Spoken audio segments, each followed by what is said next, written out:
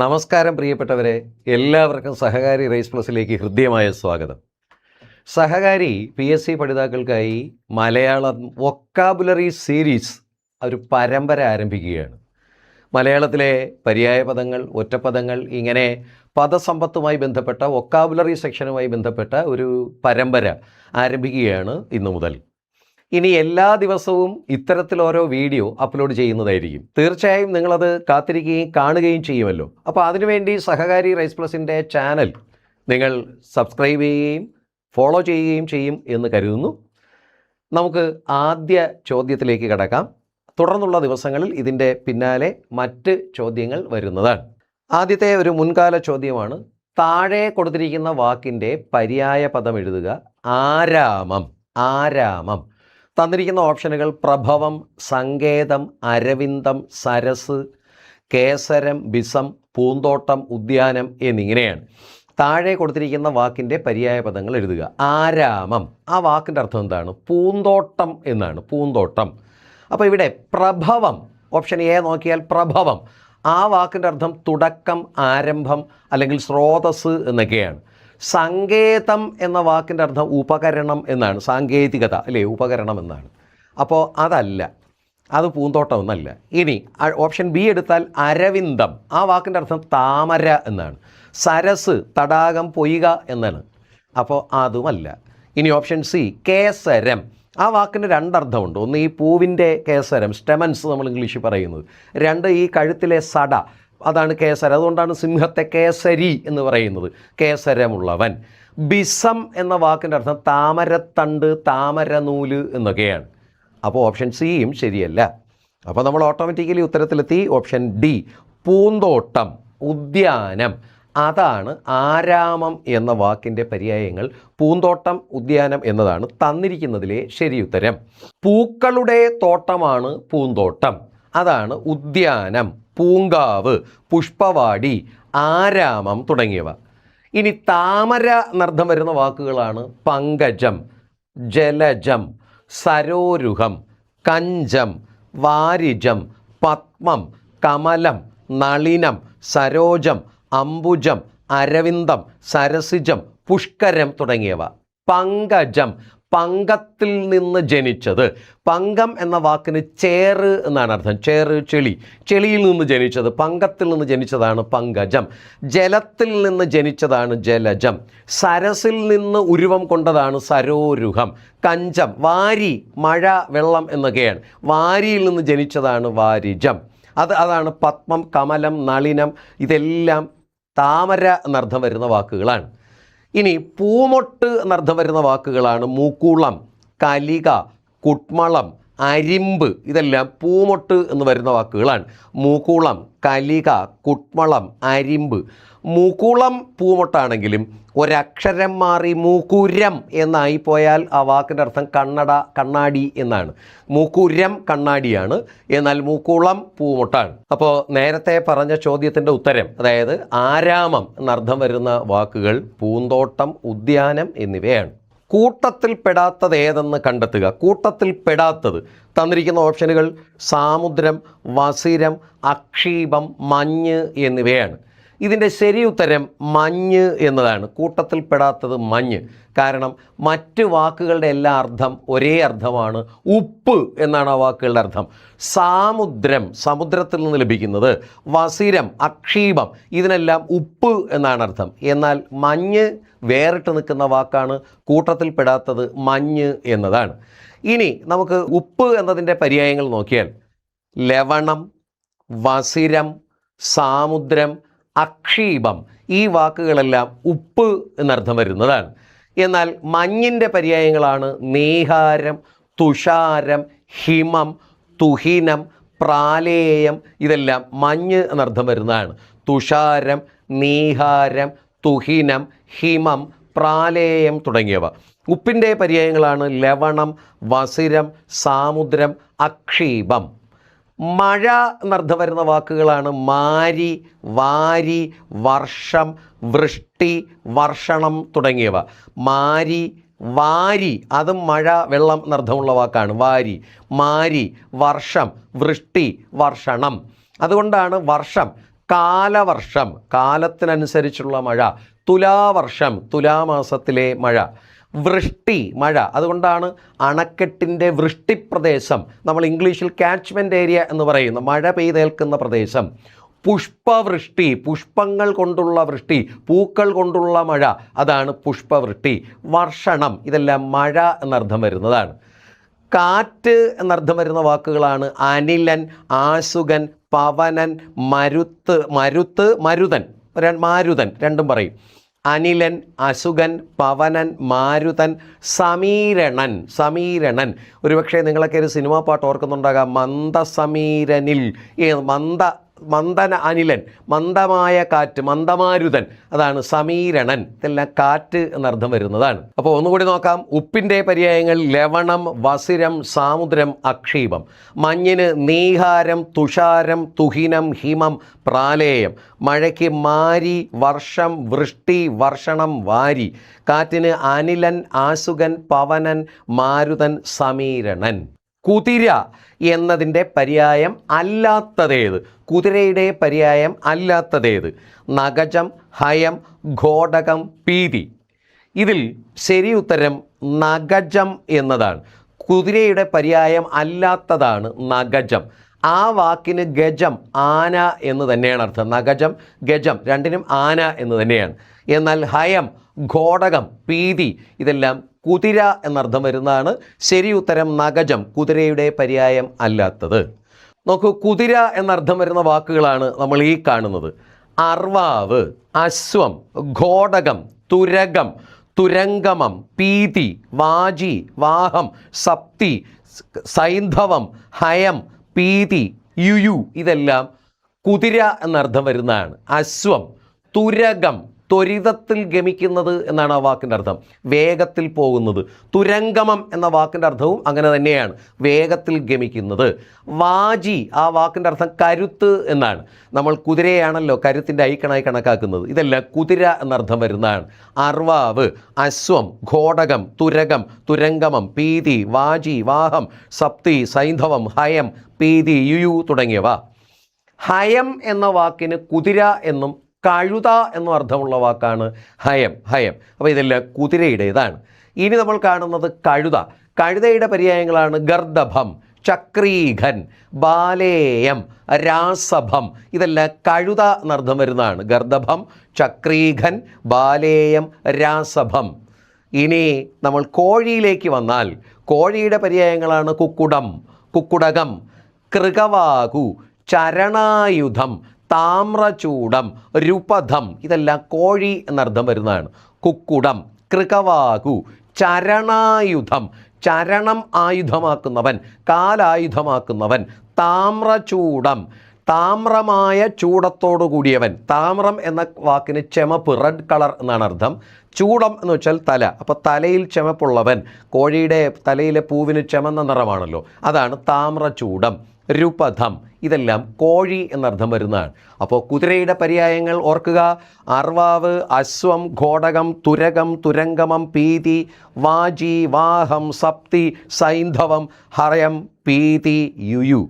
കഴുതയുടെ പര്യായങ്ങൾ ഗർദഭം, ചക്രീഘൻ, ബാലേയം, രാസഭം.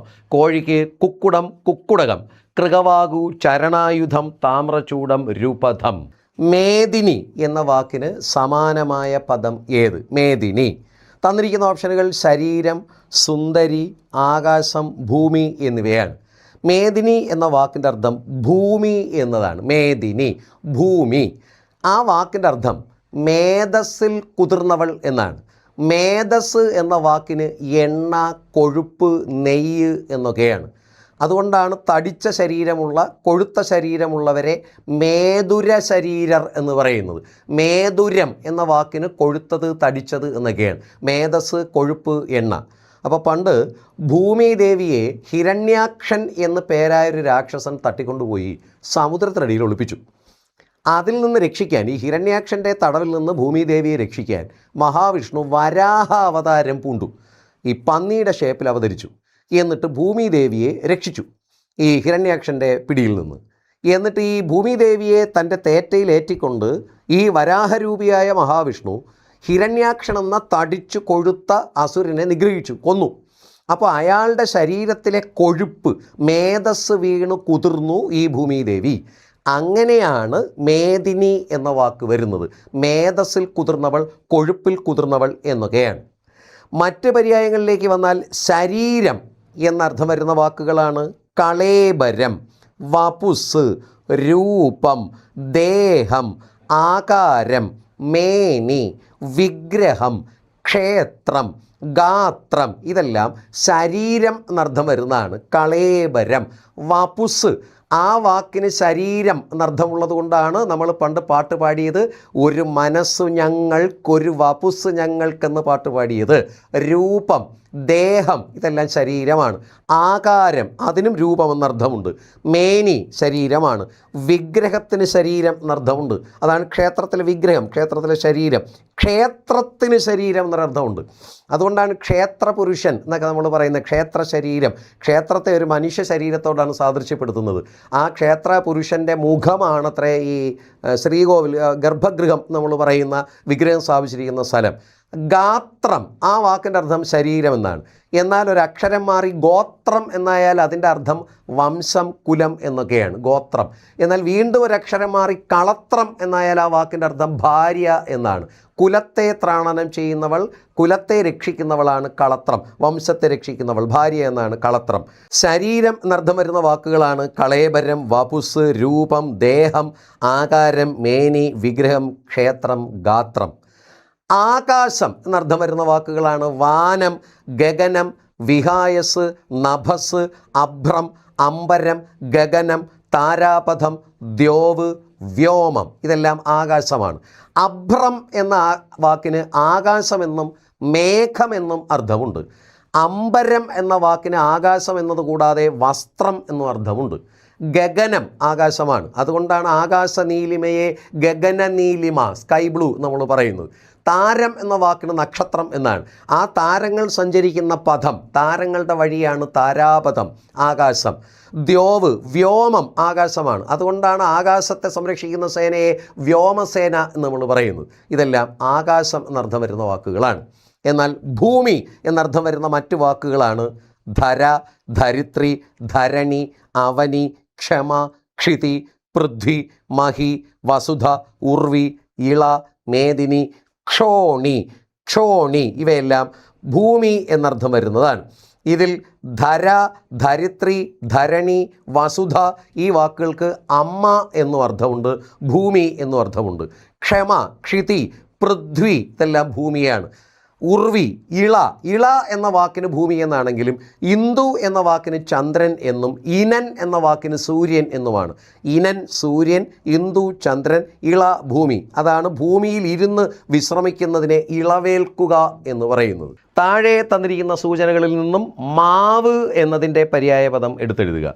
മാവ്, പനസം, മാലതി, ചൂതം, നീപം എന്നിവയാണ് തന്നിരിക്കുന്ന ഓപ്ഷനുകൾ. ശരി ഉത്തരം ചൂതം എന്നതാണ്. ചൂതം, മാവ് എന്നർത്ഥം വരുന്ന വാക്ക് ചൂതം എന്നതാണ്. പനസം, ആ വാക്കിൻ്റെ അർത്ഥം പ്ലാവ് അഥവാ ചക്ക എന്നൊക്കെയാണ്. പനസം, പ്ലാവ് അല്ലെങ്കിൽ ചക്ക. മാലതി എന്ന വാക്കിന് മുല്ല എന്നർത്ഥമുണ്ട്, നിലാവ് എന്നർത്ഥമുണ്ട്. അത്തരം അർത്ഥമുള്ള വാക്കുകളാണ് മാലതി. നീപം എന്ന വാക്കിൻ്റെ അർത്ഥം കടമ്പ് എന്നർത്ഥമുണ്ട്. ചെറിയ പൂക്കളുള്ള ഒരു തരം ചെടി എന്നർത്ഥമുള്ളതാണ് നീപം. മാവ് എന്നർത്ഥം വരുന്നത് ചൂതം എന്ന വാക്കാണ്. ചൂതം. ഇനി നമുക്ക് മാവ് എന്നർത്ഥം വരുന്ന മറ്റു വാക്കുകൾ കൂടി പരിചയപ്പെടാം. ചൂതം, ആമ്രം, രസാലം, മാകന്തം, ആമ്രവൃക്ഷം ഇതെല്ലാം മാവ് എന്നർത്ഥം വരുന്നതാണ്. ചൂതം, രസാലം, ആമ്രം, മാകന്തം, ആമ്രവൃക്ഷം ഇതെല്ലാം മാവ് എന്നർത്ഥം വരുന്ന വാക്കുകളാണ്. പാമ്പ് എന്നർത്ഥം വരുന്ന വാക്കുകളാണ് സർപ്പം, ഭുജംഗം, ചക്രി, വിഷധരം, ഫണി, ഉരകം, പന്നകം, ഭോഗി ഇതെല്ലാം പാമ്പ് എന്നർത്ഥം വരുന്നതാണ്. സർപ്പം, ഭുജംഗം, ചക്രി, വിഷധരം, ഫണി, ഉരകം, പന്നകം, ഭോഗി. പിന്നെ നിങ്ങൾക്കൊക്കെ സുപരിചിതമായ ചക്ഷുശ്രവണം, അതും പാമ്പ് എന്നർത്ഥം വരുന്നതാണ്. ചക്ഷുശ്രവണം, ചക്ഷുസ് കൊണ്ട് ശ്രവിക്കുന്നത്, കണ്ണ് കൊണ്ട് കേൾക്കുന്നത്. പാമ്പിന് ചെവിയില്ല, പുറം ചെവിയില്ല. അതെങ്ങനെയാണ് കേൾക്കുന്നതെന്ന് ഇന്ന് നമുക്കറിയാം, പക്ഷേ നമ്മുടെ പൂർവികർക്ക് അത് അറിയുമായിരുന്നില്ല. അപ്പോൾ അവർ നോക്കിയപ്പോൾ പാമ്പിന് ചെവിയില്ല, കണ്ണേ ഉള്ളൂ. അപ്പോൾ അവർ കരുതി കണ്ണിലൂടെ തന്നെ കേൾക്കുമെന്ന്. അങ്ങനെ ചക്ഷുസ് കൊണ്ട് ശ്രവിക്കുന്നവൻ എന്നർത്ഥത്തിലാണ് ചക്ഷുശ്രവണൻ എന്ന് സർപ്പത്തെ വിളിച്ചു തുടങ്ങിയത്.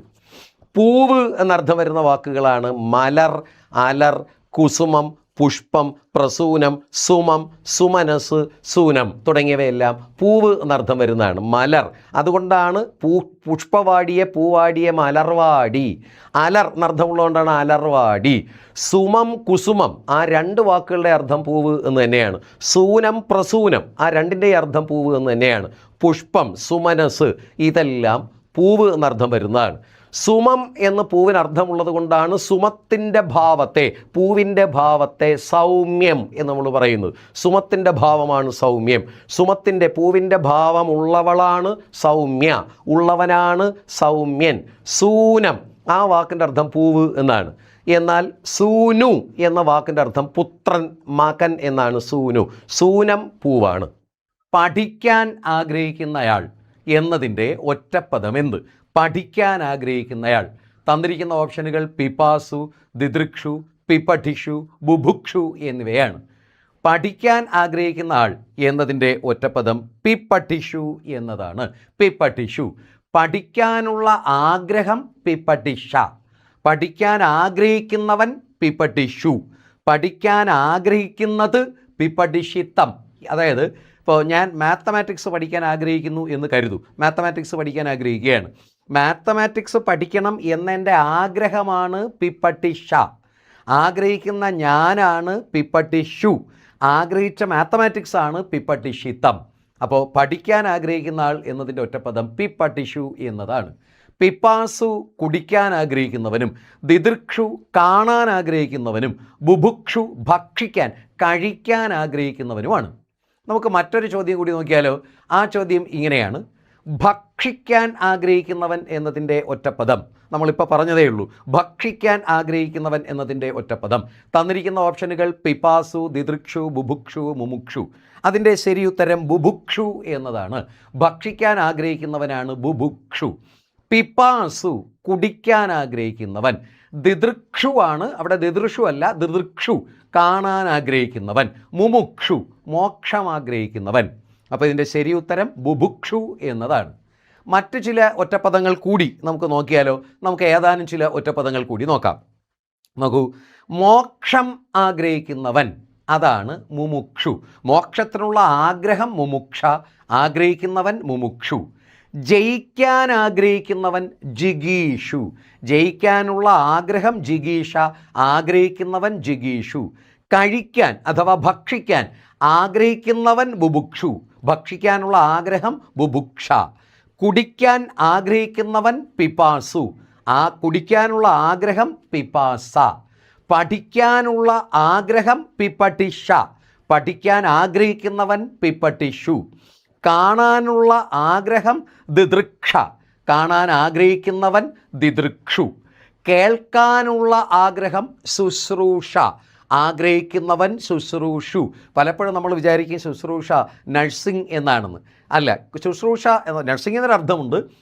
പക്ഷേ ശുശ്രൂഷ എന്ന വാക്കിൻ്റെ അർത്ഥം ശ്രവിക്കാൻ, അതായത് സങ്കടപ്പെടുന്ന ഒരാളിൻ്റെ സങ്കടങ്ങൾ കേൾക്കാൻ ആഗ്രഹിക്കുന്നതാണ് ശുശ്രൂഷ.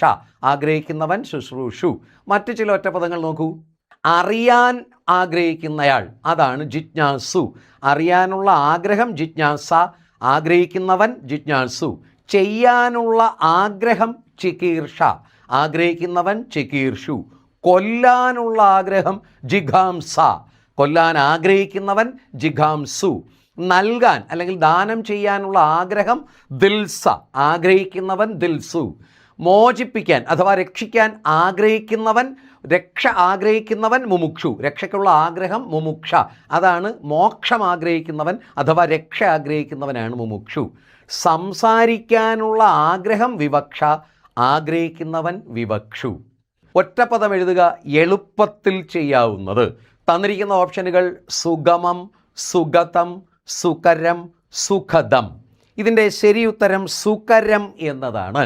എളുപ്പത്തിൽ ചെയ്യാവുന്നതാണ് സുകരം, എളുപ്പത്തിൽ പോകാവുന്നതാണ് സുഗമം, എളുപ്പത്തിൽ ചെയ്യാവുന്നത് സുകരം, സുഖം നൽകുന്നതാണ് സുഖദം, സുഖം നൽകുന്നത്. സുകരം എന്ന വാക്കാണ് എളുപ്പത്തിൽ ചെയ്യാവുന്നത്. അതിൻ്റെ വിപരീതമാണ് ദുഷ്കരം, പ്രയാസമായത്. സുകരം എന്ന വാക്കിൻ്റെ അർത്ഥം എളുപ്പത്തിൽ ചെയ്യാവുന്നത് എന്നാണെങ്കിലും സൂകരം എന്ന വാക്കിൻ്റെ അർത്ഥം പന്നി എന്നാണ്. സൂകരം പന്നി, എന്നാൽ സുകരം എളുപ്പത്തിൽ ചെയ്യാവുന്നത്. നമുക്ക് ഏതാനും ചില ഒറ്റപ്പദങ്ങൾ കൂടി കാണാം.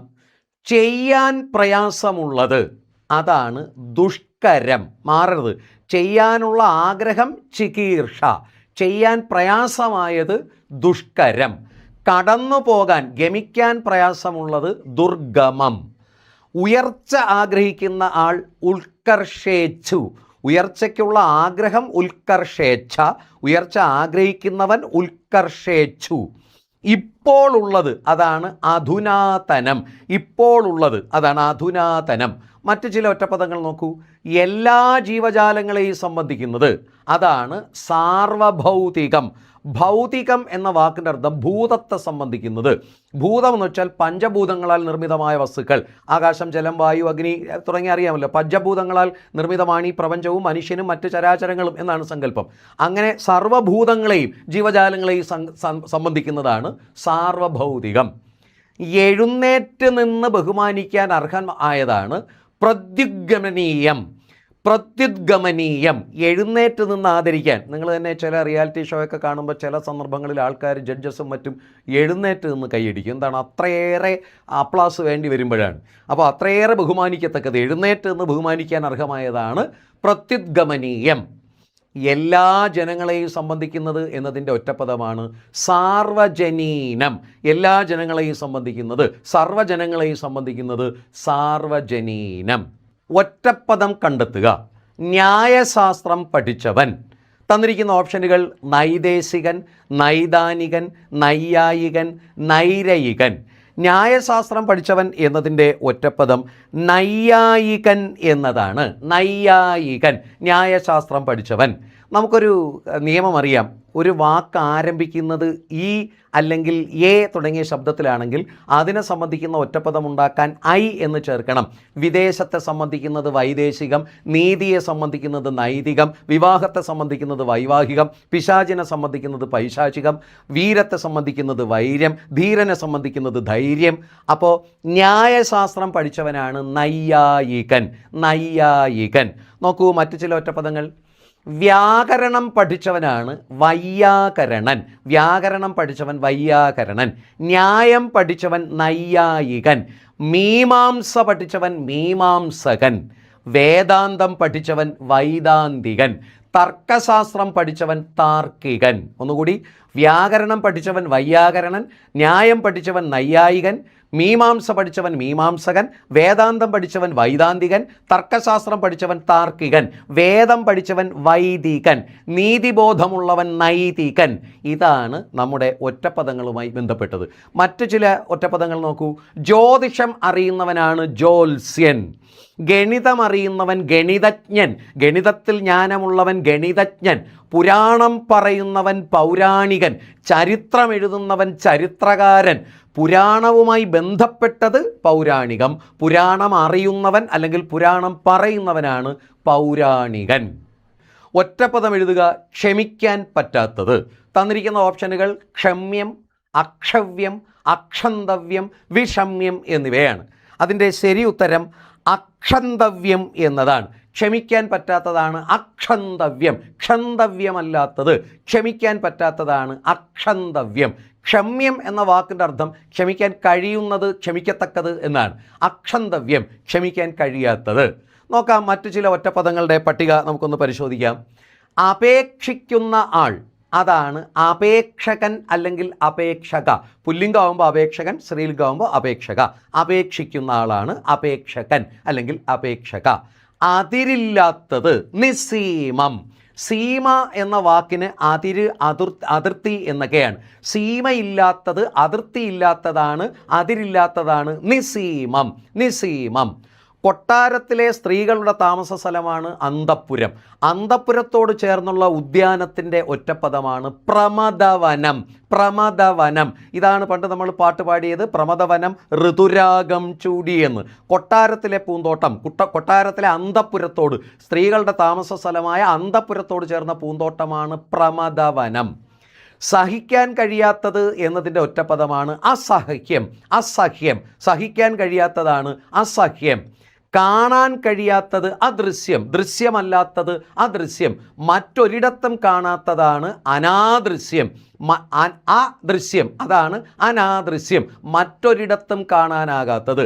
ദൃശ്യമാകാത്തത് അദൃശ്യം, മറ്റൊരിടത്തും കാണാനാകാത്തത് അനാദൃശ്യം. പിശാചിനെ സംബന്ധിക്കുന്നത് എന്നതിൻ്റെ ഒറ്റപ്പദമാണ് പൈശാചികം. പൈശാചികം. അവർണ്ണനീയം എന്ന വാക്കിൻ്റെ അർത്ഥം വർണ്ണിക്കാൻ കഴിയാത്തത് എന്നാണ്. അവർണ്ണനീയം, വർണ്ണിക്കാൻ കഴിയാത്തത്.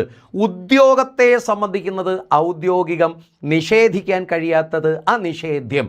ഉദ്യോഗത്തെ സംബന്ധിക്കുന്നത് ഔദ്യോഗികം, നിഷേധിക്കാൻ കഴിയാത്തത് അനിഷേധ്യം. ഒറ്റപ്പദമാക്കുക ജനകൻ്റെ മകൾ. ജനകൻ്റെ മകൾ. തന്നിരിക്കുന്നത് ജനത്രി, ജനനി, ജനയിത്രി, ജാനകി. ഇതിൻ്റെ ശരിയുത്തരം ഓപ്ഷൻ ഡി, ജാനകി. ജനകൻ്റെ മകളാണ് ജാനകി. ജനയിത്രി എന്ന വാക്കിന് ജന്മം നൽകുന്നവൾ അമ്മ. ജനനി എന്ന വാക്കിനും അമ്മ എന്നാണ് അർത്ഥം. ജനനി, ജനയിത്രി ഇതെല്ലാം അമ്മയാണ്. ജനകൻ്റെ മകളാണ് ജാനകി, ജനകനിൽ നിന്ന് ജനിച്ചവൾ. നോക്കൂ മറ്റു ചില ഒറ്റപ്പദങ്ങൾ, ബന്ധങ്ങളെ കുറിക്കുന്ന ചില ഒറ്റപ്പദങ്ങൾ നമുക്കിന്ന് പരിശോധിക്കാം. പുത്രൻ്റെ ഭാര്യ, മകൻ്റെ ഭാര്യ, അതാണ് സ്നുഷ. മരുമകൾ എന്ന് നമ്മൾ നാട്ടുപുറത്ത് പറയുന്നതാണ് സ്നുഷ. അതിൻ്റെ സംസ്കൃത പദമാണ് സ്നുഷ. പുത്രൻ്റെ പുത്രനാണ് പൗത്രൻ. പുത്രൻ്റെ പുത്രൻ പൗത്രൻ, പുത്രൻ്റെ പുത്രി പൗത്രി. പുത്രൻ്റെ ഭാര്യ സ്നുഷ. പുത്രിയുടെ ഭർത്താവ് ജാമാതാവ്. മരുമകൻ, അത് ജാമാതാവ്. മരുമകൾ സ്നുഷ. മകൻ്റെ മകനാണ് പൗത്രൻ, മകൻ്റെ മകളാണ് പൗത്രി. പുത്രൻ്റെ പുത്രി പൗത്രി. മകളുടെ മകൾ ദൗഹിത്രി. മകളുടെ മകൻ ദൗഹിത്രൻ. പുത്രിയുടെ പുത്രൻ, മകളുടെ മകൻ ദൗഹിത്രൻ. മകളുടെ മകൾ ദൗഹിത്രി. ഇനി ഭാര്യയുടെ അല്ലെങ്കിൽ ഭർത്താവിൻ്റെ പിതാവ്, ജീവിത പങ്കാളിയുടെ പിതാവ്, അതാണ് ശ്വശുരൻ. ജീവിത പങ്കാളിയുടെ മാതാവാണ് ശ്വശ്രു. നമ്മൾ അമ്മായി അപ്പൻ എന്ന് പറയുന്നത് ശ്വശുരൻ, അമ്മായി അമ്മ ശ്വശ്രു.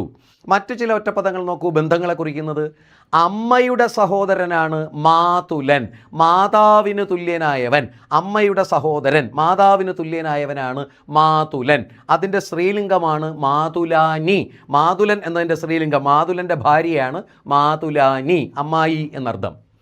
അച്ഛൻ്റെ അച്ഛൻ, പിതാവിൻ്റെ പിതാവാണ് പിതാമഹൻ. അച്ഛൻ്റെ അമ്മ പിതാമഹി. പിതാവിൻ്റെ പിതാവ് പിതാമഹൻ, പിതാവിൻ്റെ മാതാവ് പിതാമഹി. അമ്മയുടെ അച്ഛൻ, മാതാവിൻ്റെ അച്ഛനാണ് മാതാമഹൻ. അമ്മയുടെ അമ്മ മാതാമഹി. അമ്മയുടെ അച്ഛൻ മാതാമഹൻ, അമ്മയുടെ അമ്മ മാതാമഹി.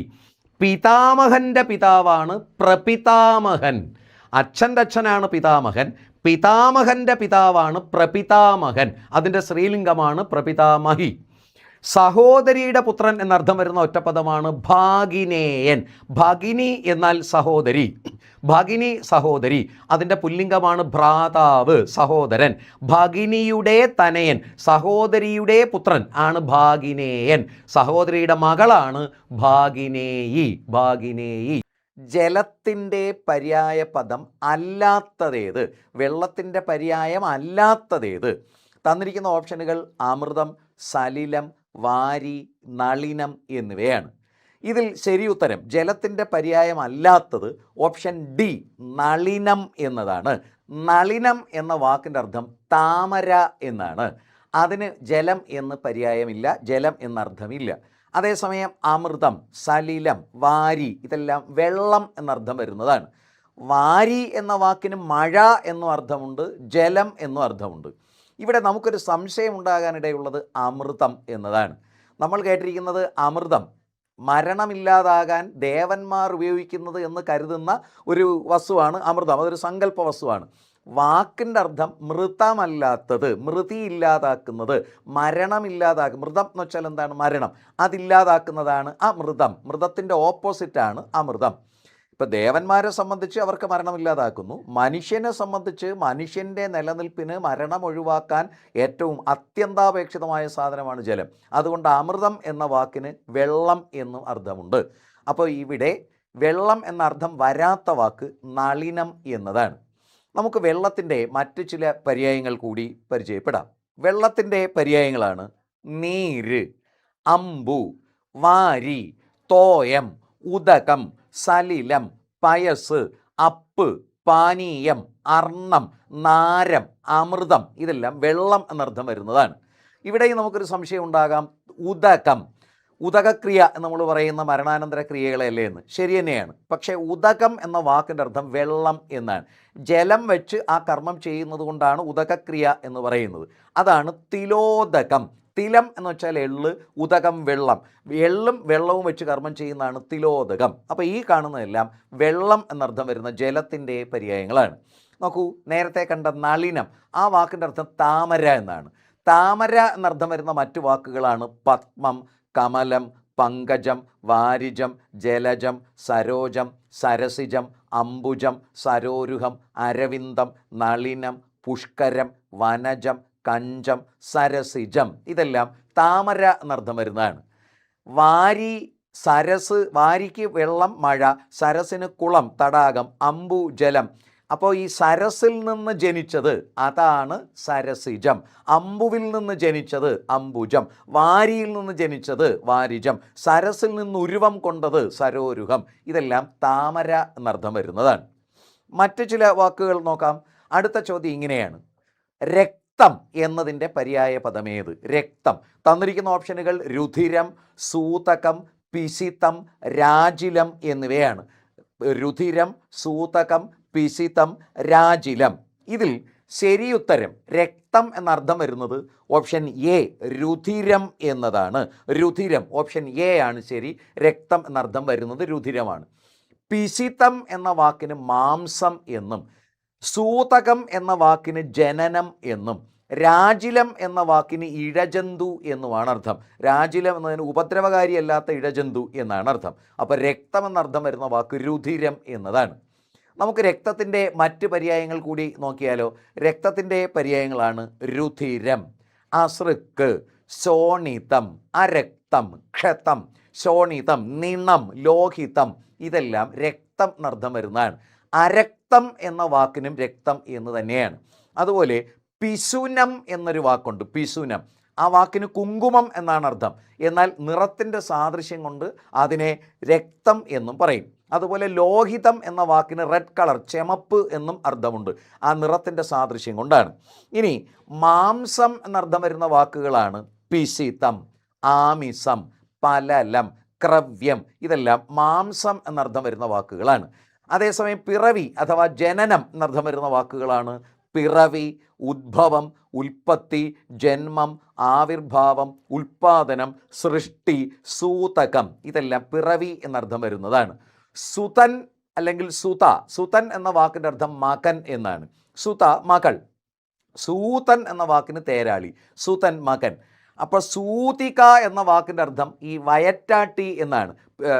പ്രസവ പ്രക്രിയയ്ക്ക് സഹായിക്കുന്ന ആൾക്കാരെ വയറ്റാട്ടി എന്നാണ്. സൂതിനി, സൂതിക എന്നൊക്കെ പറയുന്നത് അതാണ്. അതുകൊണ്ടാണ് സൂതകം, ജനനം എന്നാണ് ആ വാക്കിൻ്റെ അർത്ഥം. ഇപ്പോൾ നമ്മൾ മലയാളത്തിലെ കുറച്ചേറെ പര്യായങ്ങൾ പരിചയപ്പെട്ടു.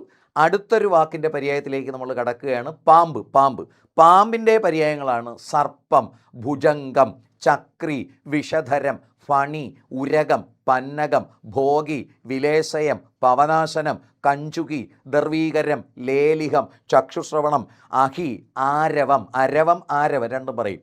ഇതെല്ലാം സർപ്പം എന്നർത്ഥം വരുന്നതാണ്. ഈ പന്നകം എന്ന വാക്കിൻ്റെ അർത്ഥം പാദം കൊണ്ട് ഗമിച്ചത്, കാല് കൊണ്ട് സഞ്ചരിച്ചത്. നമുക്ക് പെട്ടെന്ന് സംശയം ഉണ്ടാകും, സർപ്പത്തിന് കാലില്ലല്ലോ. ശരിയാ. പക്ഷേ പണ്ട് ഈശ്വരൻ സൃഷ്ടികർമ്മം നടത്തിയപ്പോൾ മനുഷ്യനും മറ്റ് ജീവജാലങ്ങൾക്കും കാലുകൾ നൽകുന്നതിന് മുമ്പേ കൈകാലുകൾ നൽകി അനുഗ്രഹിച്ചത് ഇവരെയാണെന്നാണ് കഥ. പക്ഷേ ഇവർ അഹങ്കാരം കാരണം ഈശ്വരനെ വകവെച്ചില്ല. അങ്ങനെ അദ്ദേഹം ശപിച്ച് കയ്യും കാലും ഒക്കെ എടുത്ത് കളഞ്ഞ് ഇഴഞ്ഞു കിടക്കാൻ ശപിച്ചു എന്നാണ്. അപ്പോൾ ഭൂമിയിൽ ആദ്യമായി പാദം കൊണ്ട് ഗമിച്ചതാണ് പന്നകം. ചക്ഷുസ് കൊണ്ട് ശ്രവിക്കുന്നതാണ് ചക്ഷുശ്രവണം. ചക്ഷുശ്രവണൻ എന്ന് പറയുമ്പോൾ പുല്ലിംഗം. ചക്ഷുസ് എന്ന് വെച്ചാൽ കണ്ണ്, കണ്ണ് കൊണ്ട് ശ്രവിക്കുന്നത്, കണ്ണ് കൊണ്ട് കേൾക്കുന്നത്. പാമ്പിന് ചെവിയില്ലല്ലോ. ഇന്ന് നമുക്ക് സയൻറ്റിഫിക്കലി അറിയാം പാമ്പ് എങ്ങനെയാണ് കേൾക്കുന്നതെന്ന്. പക്ഷേ പണ്ട് നമ്മുടെ പൂർവികർ വിചാരിച്ചത് പാമ്പിന് ചെവിയില്ല, കണ്ണേ ഉള്ളൂ. അപ്പോൾ ഇത് കണ്ണിലൂടെ തന്നെ കാണുകയും കേൾക്കുകയും ചെയ്യും. അങ്ങനെ ചക്ഷുസിലൂടെ ശ്രവിക്കുന്നത് എന്നർത്ഥത്തിലാണ് ചക്ഷുശ്രവണം എന്നെല്ലാം പറഞ്ഞത്. ഇതെല്ലാം പാമ്പ് എന്നർത്ഥം വരുന്ന വാക്കുകളാണ്. പാർവതി ജാനി എന്ന പദം ഘടകപദങ്ങളായി വേർതിരിക്കുന്നത് എങ്ങനെ? പാർവതി ജാനി. തന്നിരിക്കുന്ന ഓപ്ഷനുകൾ: പാർവതിയിൽ ജനിച്ചവൻ, പാർവതിയുടെ ജനനിയായിട്ടുള്ളവൾ, പാർവതി ജായയായിട്ടുള്ളവൻ, പാർവതിയുടെ ജനകനായിട്ടുള്ളവൻ. ജാനി എന്ന വാക്കിൻ്റെ അർത്ഥം ഭാര്യയാക്കിയവൻ, ജായയാക്കിയവൻ എന്നാണ്. ജായ എന്ന വാക്കിന് ഭാര്യ എന്നാണ് അർത്ഥം. ഭാര്യയുടെ പര്യായമാണ് ജായ. അപ്പോൾ പാർവതി ജാനി, പാർവതിയെ ജായയാക്കിയവൻ, പാർവതിയെ ഭാര്യയാക്കിയവൻ, പരമശിവൻ എന്നാണ് ആ വാക്കിൻ്റെ അർത്ഥം. അപ്പോൾ ഇവിടെ ശരി ഉത്തരം ഓപ്ഷൻ സി ആണ്. പാർവതി ജായയായിട്ടുള്ളവനാണ് പാർവതി ജാനി. ഇത് ഘടകപദങ്ങളുമായി ബന്ധപ്പെട്ട ഒരു ചോദ്യമാണ്. പരമശിവൻ എന്നാണ് ആ വാക്കിൻ്റെ അർത്ഥം. നമുക്ക് മറ്റു ചില സമസ്തപദങ്ങളെ ഘടകപദങ്ങളാക്കി നോക്കാം. ഇതാ നോക്കൂ, മുഖ്യപ്രതിഷ്ഠ. മുഖ്യപ്രതിഷ്ഠ അതിനെ ഘടകപദമാക്കുമ്പോൾ മുഖ്യമായ പ്രതിഷ്ഠ. സ്വർണ്ണനിറം, സ്വർണത്തിൻ്റെ നിറം. പച്ചപ്പുല്ല്, പച്ചയായ പുല്ല് അല്ലെങ്കിൽ പച്ചപ്പുള്ള പുല്ല്. സ്വപ്നതുല്യം, സ്വപ്നത്തിന് തുല്യം.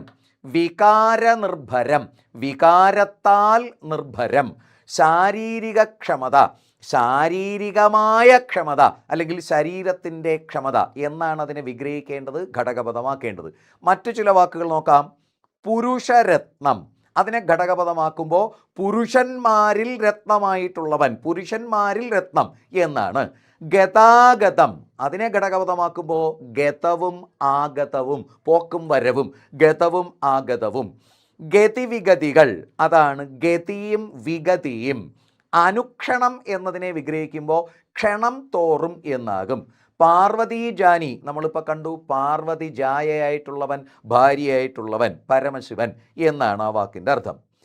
മറ്റൊരു ചോദ്യം നമുക്കൊന്ന് പരിശോധിക്കാം. ചോദ്യം ഇങ്ങനെയാണ്, അതും ഘടകപദവുമായി ബന്ധപ്പെട്ടത് തന്നെയാണ്. ആവിഷ്കാര സ്വാതന്ത്ര്യം എന്ന പദം ശരിയായി വിഗ്രഹിക്കുന്നത് എങ്ങനെ? ആവിഷ്കാര സ്വാതന്ത്ര്യം. തന്നിരിക്കുന്ന ഓപ്ഷനുകൾ: ആവിഷ്കാരമാകുന്ന സ്വാതന്ത്ര്യം, ആവിഷ്കാരത്തിനുള്ള സ്വാതന്ത്ര്യം, ആവിഷ്കാരവും സ്വാതന്ത്ര്യവും, ആവിഷ്കാരമോ സ്വാതന്ത്ര്യമോ. ഇവിടെ ശരി ഉത്തരം ഓപ്ഷൻ ബി, ആവിഷ്കാരത്തിനുള്ള സ്വാതന്ത്ര്യം. ഓപ്ഷൻ ബി ആണ് ശരി ഉത്തരം, ആവിഷ്കാരത്തിനുള്ള സ്വാതന്ത്ര്യം.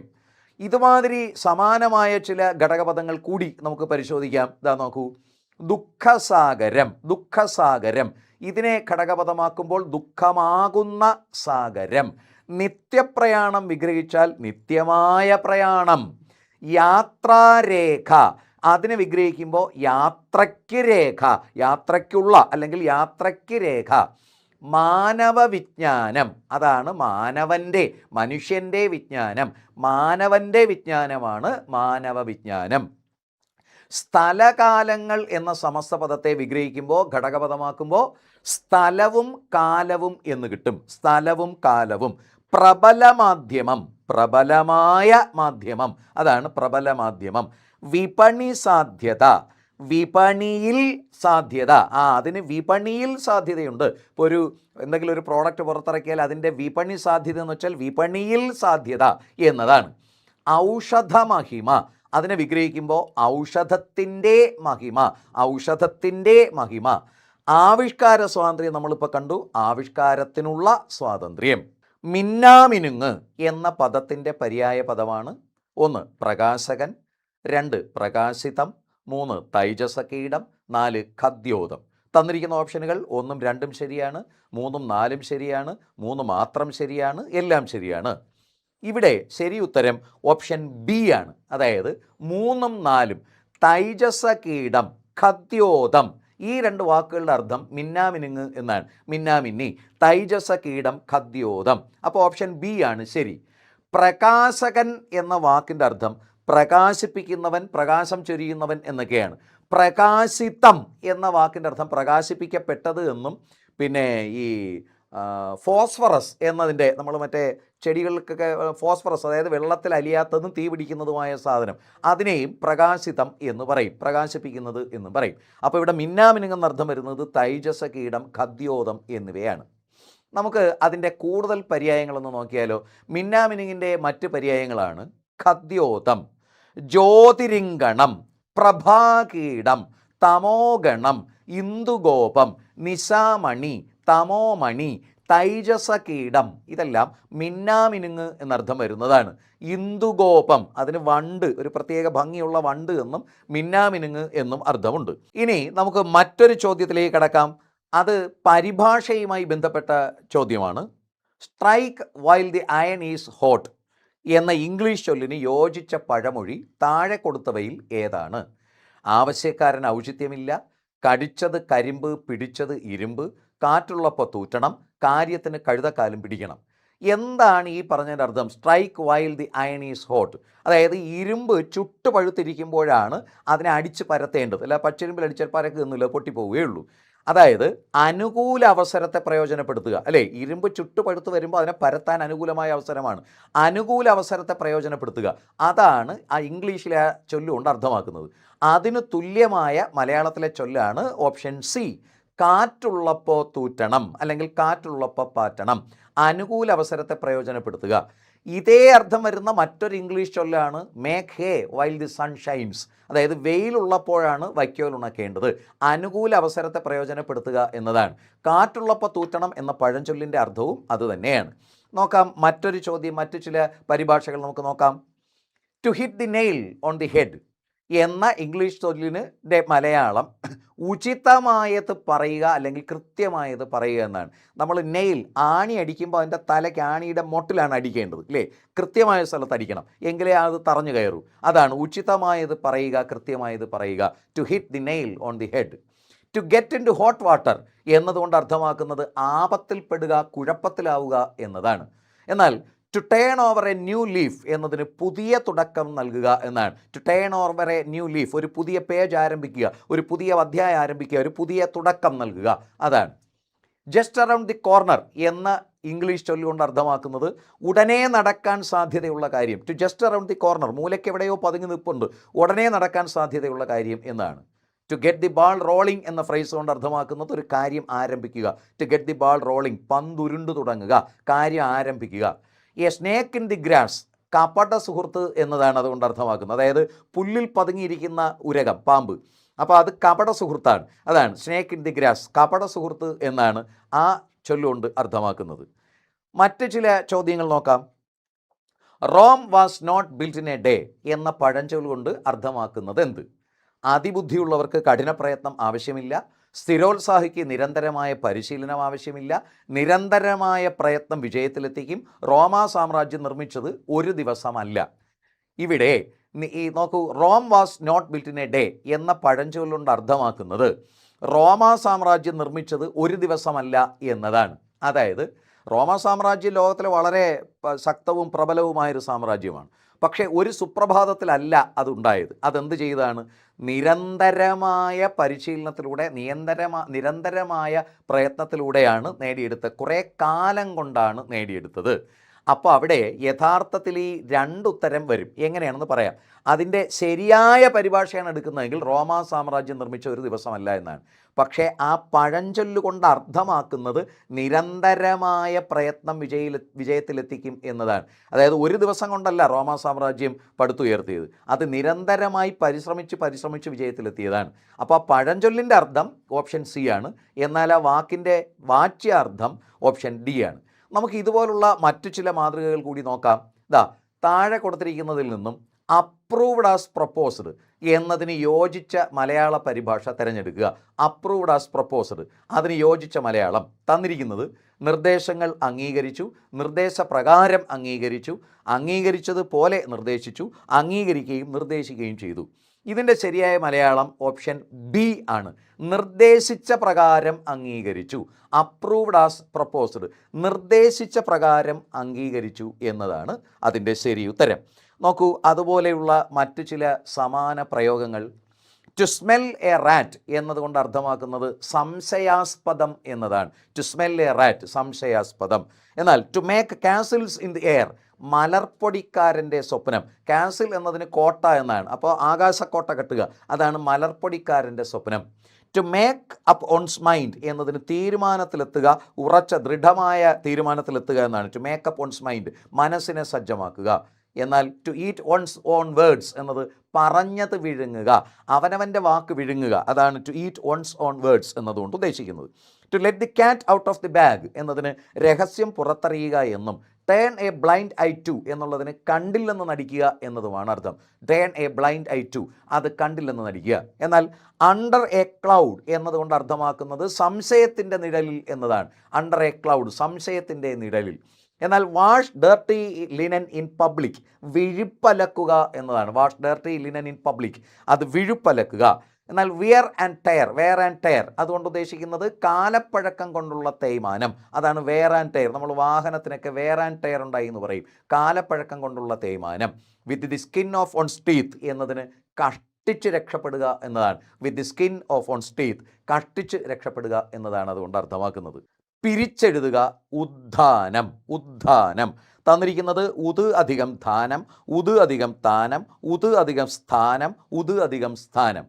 ഇവിടെ ഉദ്ധാനം എന്നത് പിരിക്കുമ്പോൾ കിട്ടുന്നത് ഓപ്ഷൻ ഡി ആണ്. ഉത് അധികം സ്ഥാനം, ഉത് അധികം സ്ഥാനമാണ് ഉദ്ധാനം.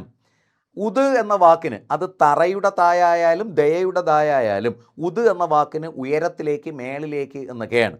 അപ്പോൾ സ്ഥാനം മേളിലേക്ക് മാറ്റുക, അതാണ് ഉദ്ധാനം, ഉത് അധികം സ്ഥാനം. ഇവിടെ ഓപ്ഷൻ സിയും നമുക്ക് ഓപ്ഷൻ ഡി ഇല്ലായിരുന്നുവെങ്കിൽ ഓപ്ഷൻ സി ശരിയായിട്ട് എടുക്കാമായിരുന്നു, ഉത് അധികം സ്ഥാനമെന്ന്. കാരണം അത് മലയാളമാണ്, തറയുടെ താ വരുന്നത് മലയാളം.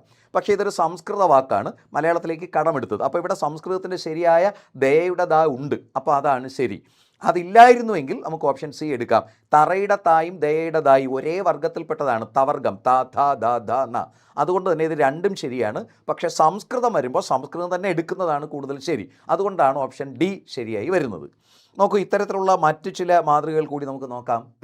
കന്മദം, ആ വാക്ക് പിരിക്കുമ്പോൾ കിട്ടുന്നത് കൽ അധികം മദം എന്നാണ്. കന്മദം, കൽ അധികം മദം. അതുപോലെ കടപ്പുറം പിരിക്കേണ്ടത് കടൽ അധികം പുറം എന്നാണ്. വിണ്ടലം, ആ വാക്ക് പിരിക്കുമ്പോൾ കിട്ടുന്നത് വിൺ അധികം തലം എന്നതാണ്. ഇവിടെ ഈ നായിട്ട് ചന്ദ്രക്കല തന്നെ വേണമെന്നില്ല, ഇൺ എന്ന ചില്ലും ആകാം.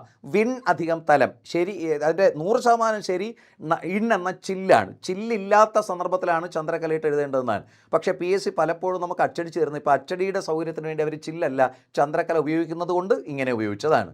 അതുപോലെ കണ്ടു, കൺ അധികം തു എന്നതാണ്. പ്രത്യക്ഷം എന്ന വാക്ക് പിരിക്കുമ്പോൾ കിട്ടുന്നത് പ്രതി അധികം അക്ഷം. എന്നാൽ വെൺതിങ്കൾ പിരിക്കുമ്പോൾ കിട്ടുന്നത് വെൾ അധികം തിങ്കൾ എന്നാണ്. ചിലപ്പോൾ നിങ്ങൾക്ക് വെൾ എന്ന ഇള്ളിന് പകരം ലാ ഇട്ട് ചന്ദ്രകല തന്നാലും അത് ശരിയാണ്, സാങ്കേതികമായത് ശരിയാണ്. പക്ഷേ അതിൻ്റെ നമ്മുടെ മലയാളത്തിൻ്റെ എഴുത്ത് രീതി അനുസരിച്ച് ചില്ല് ലഭ്യമായ സ്ഥലത്ത് അത് തന്നെ ഉപയോഗിക്കണം എന്നാണ് അതിൻ്റെ നിയമം. അലയാഴി, അത് പിരിക്കുമ്പോൾ അല അധികം ആഴി എന്നും, തിരുവടി പിരിക്കുമ്പോൾ തിരു അധികം അടി എന്നും കിട്ടും. അടി എന്ന വാക്കിന് കാലെന്നാണ് അർത്ഥം, കാൽപാദം. തിരു അധികം അടിയാണ് തിരുവടി. കന്മതിൽ, കൽ അധികം മതിൽ എന്നും, നന്നൂൽ പിരിക്കുമ്പോൾ നൽ അധികം നൂൽ എന്നുമാണ്. നല് എന്ന് ലായിട്ട് ചന്ദ്രക്കല വേണമെന്നില്ല, അതിന് ഇൽ എന്ന ചില്ലായാലും മതിയാകും. പലപ്പോഴും PSC ഇങ്ങനെ ടൈപ്പ് ചെയ്ത് തരുന്നത് കൊണ്ട് അങ്ങനെ ഉപയോഗിച്ചതാണ്. ഇവിടെ അതിൻ്റെ 100% ശരി ഇൽ എന്ന ചില്ലാണ്, നന്നൂൽ. മറ്റൊരു ചോദ്യം നമുക്ക് നോക്കാം. ആ ചോദ്യം എന്താ ഇങ്ങനെയാണ്, ചേർത്തെഴുതുക. തൻ അധികം കൽ, തങ്ങൽ, തൻകൽ, തൽകൽ, തങ്കൽ. ശരി ഉത്തരം ഓപ്ഷൻ ഡി ആണ്, തങ്കൽ എന്നതാണ്. തൻ അധികം കൽ, തങ്കൽ എന്നതാണ്. അത് ആദേശസന്ധിയാണ്. നമുക്ക് ഇതുപോലുള്ള മറ്റു ചില മാതൃകകൾ കൂടി നോക്കാം. ഇതാ നോക്കൂ, പോട്ടെ അധികം അവൻ. ഇത് രണ്ട് തരത്തിൽ പറയാം, പോട്ടവൻ എന്നും പോട്ടെ അവൻ എന്നും. അതായത് പോട്ടവൻ പിരിച്ചാലും പോട്ടെ അധികം അവൻ എന്ന് വരും, പോട്ടെ അവൻ പിരിച്ചാലും പോട്ടെ അധികം അവനെന്ന് വരും. പോട്ടവൻ പിരിക്കുമ്പോൾ പോട്ട് അധികം അന്നെന്നല്ല, പോട്ടെ അധികം അവൻ, അത് പോട്ടവൻ എന്നും പോട്ടെ അവൻ എന്നും നമുക്ക് ഇതിനെ കൂട്ടിച്ചേർക്കാം, ചേർത്തെഴുതാം. എന്നാൽ ദുർജനം എന്ന വാക്ക് പിരിക്കുമ്പോൾ കിട്ടുന്നത് ദുഹു അധികം ജനം, അവിടെ വിസർഗമാണ്, അത് വിസർഗസന്ധിയിൽ വരുന്നതാണ്. ദുഹു അധികം ജനമാണ് ദുർജനം. വാഗ്വാദം പിരിക്കുമ്പോൾ കിട്ടുന്നത് വാഗ് അധികം വാദം എന്നാണ്. തീ അധികം കനൽ, അത് ചേർക്കുമ്പോൾ തീക്കനൽ എന്നും, എരി അധികം തീ ചേർക്കുമ്പോൾ എരിതി എന്നുമാകും. എരിതിയിലെ തീ ഇരട്ടിക്കണ്ട, പക്ഷേ അത് ദ്വിത്വസന്ധിയായി പരിഗണിക്കും. കാരണം ഒരു ധാതു ശബ്ദത്തിന് ശേഷം വരുന്ന വാക്ക് ഖരാക്ഷരമാണെങ്കിൽ ഇരട്ടിച്ചില്ല എങ്കിൽ ദ്വിത്വമായി പരിഗണിക്കും. എരുത്തി എന്ന് പറയണ്ട, എരുതി ദ്വിത്വമാണ്. ഇതുപോലെ തന്നെയാണ് നിറപറ, നിറ അധികം പറ, അരകല്ല്, അര അധികം കല്ല്, ഇതെല്ലാം ദ്വിത്വസന്ധിയാണ്. കാട്ടി അധികം ഏൻ, അത് കാട്ടിനേൻ എന്നാണ്. നമുക്കറിയാം മലയാളം ജനിക്കുന്നത് തമിഴിൽ നിന്നാണ്. തമിഴിൽ ഞാൻ എന്നതിനാണ് ഏൻ ഉപയോഗിക്കുന്നത്. അപ്പോൾ കാട്ടി ഞാൻ, ഞാൻ കാട്ടി, അതാണ് കാട്ടിനേൻ. ഇത് പലപ്പോഴും നിങ്ങൾ സ്കൂളിൽ പഠിക്കുമ്പോൾ ചെറുശ്ശേരിയുടെ എഴുത്തച്ഛൻ്റെയൊക്കെ കവിതയിൽ കാട്ടിനേൻ, വന്നിനേൻ, പോയിനേൻ എന്നൊക്കെ കേട്ടിട്ടുണ്ട്. ആ അധികം അൻ, അതാണ് അവൻ. അവൻ പിരിക്കുമ്പോൾ കിട്ടുന്നത് അങ്ങനെയാണ്, ആ അധികം അൻ. അവൾ പിരിക്കുമ്പോൾ ആ അധികം അൾ എന്നും, അവർ പിരിക്കുമ്പോൾ ആ അധികം അർ എന്നും കിട്ടും. തായ് അധികം വഴി ചേർത്തെഴുതുമ്പോൾ താവഴി എന്നാണ്, തായ് വഴി എന്നല്ല. എണ്ണധികം 100 800 എന്നാൽ നെന്മണി പിരിക്കുമ്പോൾ കിട്ടുന്നത് നെൽ അധികം മണി. ഇവിടെ ലായിട്ട് ചന്ദ്രക്കലയും ഇല്ലെന്ന ചില്ലും. 100% ശരി, ഇല്ലെന്ന ചില്ലാണ്. പക്ഷെ പലപ്പോഴും PSC ഇങ്ങനെ ടൈപ്പ് ചെയ്ത് തരുന്നത് കൊണ്ട് അങ്ങനെ എഴുതുന്നതാണ്. നെൽ അധികം മണി, നെന്മണി. ഇനി മറ്റൊരു ചോദ്യം നോക്കൂ. മോതിരം എന്ന പദത്തിന് യോജിച്ച പര്യായങ്ങൾ ഏതെല്ലാം? മോതിരം എന്ന പദത്തിന് യോജിച്ച പര്യായങ്ങൾ ഏതെല്ലാം? തന്നിരിക്കുന്നത് അങ്കുലീയം ഊർമിക, അങ്കുലി മൂഷിതം, അങ്കുഷ്ടം കങ്കണം, അങ്കുലീയം കടകം. ഇതിൻ്റെ ശരി ഉത്തരം ഓപ്ഷൻ എ ആണ്, അങ്കുലീയം ഊർമിക. അതാണ് മോതിരം എന്നർത്ഥം വരുന്നത്. അങ്കുലി എന്ന വാക്കിന് വിരലെന്നും മൂഷിതം എന്ന വാക്കിന് മോഷ്ടിക്കപ്പെട്ടതെന്നുമാണ് അർത്ഥം. അപ്പോൾ ഓപ്ഷൻ ബി തെറ്റി. അങ്കുലി വിരലാണ്, മൂഷിതം മോഷ്ടിക്കപ്പെട്ടത്. ഇനി ഓപ്ഷൻ സി എടുത്താൽ അങ്കുഷ്ടം, ആ വാക്കിൻ്റെ അർത്ഥം പെരുവിരൽ എന്നാണ്, തള്ളവിരൽ, പെരുവിരൽ എന്നാണ്. കങ്കണം എന്ന വാക്കിന് വള, കയ്യിലണിയുന്ന ആഭരണം എന്നാണ്. ഇനി ഓപ്ഷൻ ഡി എടുത്താൽ അങ്കുലീയം, ആ വാക്കിൻ്റെ അർത്ഥം മോതിരം തന്നെയാണ്, പക്ഷെ കടകം എന്ന വാക്കിന് വള, തള എന്നൊക്കെയാണ്. അപ്പോൾ അത് രണ്ടും ശരിയായി വരുന്നില്ല. ഓപ്ഷൻ എ ആണ് ശരി, അങ്കുലീയം ഊർമിക. അത് മോതിരം എന്നർത്ഥം വരുന്ന വാക്കുകളാണ്. നമുക്ക് മോതിരത്തിൻ്റെ ചില പര്യായങ്ങൾ നോക്കാം, അതുപോലെ മറ്റു ചില വാക്കുകളുടെ അർത്ഥം നോക്കാം. മൂഷിതം, ആ വാക്കിൻ്റെ അർത്ഥം മോഷ്ടിക്കപ്പെട്ടതെന്നാണ്. മോതിരം എന്നർത്ഥം വരുന്ന വാക്കുകളാണ് അങ്കുലീയം, അങ്കുലീയകം, ഊർമിക, വീകം തുടങ്ങിയവ. വള എന്നർത്ഥം വരുന്ന വാക്കുകളാണ് കങ്കണം, വലയം, കടകം, കരഭൂഷണം. മാല എന്നർത്ഥം വരുന്ന വാക്കുകളാണ് ഹാരം, മാല്യം, ദാമം. ദാമത്തിന് കയറെന്നും മാല എന്നും അർത്ഥമുണ്ട്. കണ്ണാടി എന്നർത്ഥം വരുന്ന വാക്കുകളാണ് ആദർശം, മുകുരം, മുകുരും അല്ല, മുകുരം, കർക്കരം, ദർപ്പണം, ഇതെല്ലാം കണ്ണാടി. അതുപോലെ കാച്ചം എന്ന വാക്കും കണ്ണാടി എന്നർത്ഥം വരുന്നതാണ്. സ്വർണം എന്നർത്ഥം വരുന്ന വാക്കുകളാണ് കനകം, കാഞ്ചനം, ഹേമം, ഹിരണ്യം അല്ലെങ്കിൽ ഹിരണം. കനകം, കാഞ്ചനം, ഹേമം, ഹിരണ്യം അല്ലെങ്കിൽ ഹിരണം. ഭൂത്തമം എന്ന വാക്കിൻ്റെ അർത്ഥവും സ്വർണം എന്നാണ്, ഭൂത്തമം. അങ്കാരം എന്ന പദത്തിന് യോജിച്ച സമാന പദമേത് അഥവാ പര്യായമേത്? അങ്കാരം. തന്നിരിക്കുന്ന ഓപ്ഷനുകൾ പർവ്വതം, കുരുമുളക്, അവയവം, തീക്കനൽ എന്നതാണ്. ശരി ഉത്തരം ഓപ്ഷൻ ഡി ആണ്, തീക്കനൽ, അങ്കാരം. നളചരിതം ആട്ടക്കഥ നിങ്ങൾ സ്കൂളിൽ പഠിച്ചപ്പോൾ പഠിച്ചിട്ടുണ്ടല്ലേ? ദമയന്തിക്ക് നളനോടുള്ള പ്രണയ പാരവശ്യ നിമിത്തം അവൾക്ക് അനുഭവപ്പെടുന്നത് ചെവികളിൽ അങ്കാരം, ഇല്ലേ? ഈ പൂന്തോട്ടത്തിലിരുന്ന ദമയന്തിക്ക് അനുഭവപ്പെട്ടത് അങ്ങനെയാണ്. ചെവികളിൽ അങ്കാരമായി തോന്നി. ഏതാണ്? കോകില കൂജിതങ്ങൾ, കൊടിയ കർണശൂലങ്ങൾ എന്നാണ് തോന്നിയത്. കോകില കൂജിതങ്ങൾ, കൊടിയ ചലതളി ചങ്കാരം, ചെവികളിൽ അങ്കാരം, കോകില കൂജിതങ്ങൾ, കൊടിയ കർണശൂലങ്ങൾ, കുസുമ സൗരഭം, നാസാ കുഹര സരസൈരിഭം എന്നാണ് ദമയന്തിക്ക് അനുഭവപ്പെട്ടത്. അതാണ്. അപ്പോൾ അവിടെ ഉണ്ണായി പറഞ്ഞത് ചലതളി ചങ്കാരം, ചലത് അളി, ചലിക്കുന്ന വണ്ടിൻ്റെ ചങ്കാരം, മുഴക്കം, ചെവികളിൽ അങ്കാരം, ചെവിയിൽ തീക്കനൽ കോരി ഒഴിക്കുന്നത് പോലെ ദമയന്തിക്ക് അനുഭവപ്പെട്ടു എന്നാണ്. അപ്പോൾ അങ്കാരം എന്ന വാക്കിൻ്റെ അർത്ഥം തീക്കനൽ എന്നാണ്. നമുക്ക് മറ്റ് ചില വാക്കുകളുടെ പര്യായം നോക്കൂ. ശരീരം എന്നർത്ഥം വരുന്ന വാക്കുകളാണ് മേനി, ഗാത്രം, കായം, വപുസ്, മെയ്യ്, കളേബരം, തനു, കളം അല്ല കളേബരം, തനു, ഇതെല്ലാം ശരീരം എന്നർത്ഥം വരുന്ന വാക്കുകളാണ്. നോക്കൂ, അവയവം എന്നർത്ഥം വരുന്നവയാണ് അംഗം, പ്രതീകം, അപഘനം തുടങ്ങിയവയെല്ലാം അവയവം എന്നർത്ഥം വരുന്നതാണ്. പർവ്വതം എന്നർത്ഥം വരുന്ന വാക്കുകളാണ് അദ്രി, അചലം, ശൈലം, ഗിരി, നഖം. നാഗം സർപ്പമാണ് അല്ലെങ്കിൽ കുഴലാണ്, എന്നാൽ നഖം എന്ന വാക്കിന് പർവ്വതം. ഭൂധരം, ആ വാക്കിൻ്റെ അർത്ഥം പർവ്വതം എന്നാണ്, ഭൂധരം. ഇനി മറ്റൊരു ചോദ്യം നോക്കാം. കവി എന്നതിൻ്റെ സ്ത്രീലിംഗ പദമേത്? കവി. കവയിത്രി, കവിയത്രി, കവയത്രി, കവയിത്രി എന്നെല്ലാം ഓപ്ഷൻ ഉണ്ട്. ഇതിൻ്റെ ശരി ഉത്തരം ഓപ്ഷൻ എ, കവയിത്രി എന്നതാണ്. കവയിത്രി, അതാണ് കവിയുടെ സ്ത്രീലിംഗ പദം. നമുക്ക് മറ്റു ചില വാക്കുകളുടെ എതിർലിംഗം നോക്കിയാലോ. ജാമാതാവ്, ആ വാക്കിൻ്റെ അർത്ഥം മകളുടെ ഭർത്താവ്, മരുമകൻ എന്നാണ്. അതിൻ്റെ സ്ത്രീലിംഗം സ്നുഷ എന്നാണ്. മകൻ്റെ ഭാര്യ, മരുമകൾ, അതാണ് സ്നുഷ. പെട്ടെന്ന് ജാമാതാവ് എന്ന് കേൾക്കുമ്പോൾ നമുക്കൊരു സ്ത്രീലിംഗ ശബ്ദമാണെന്ന് തോന്നാം, മാതാവ്.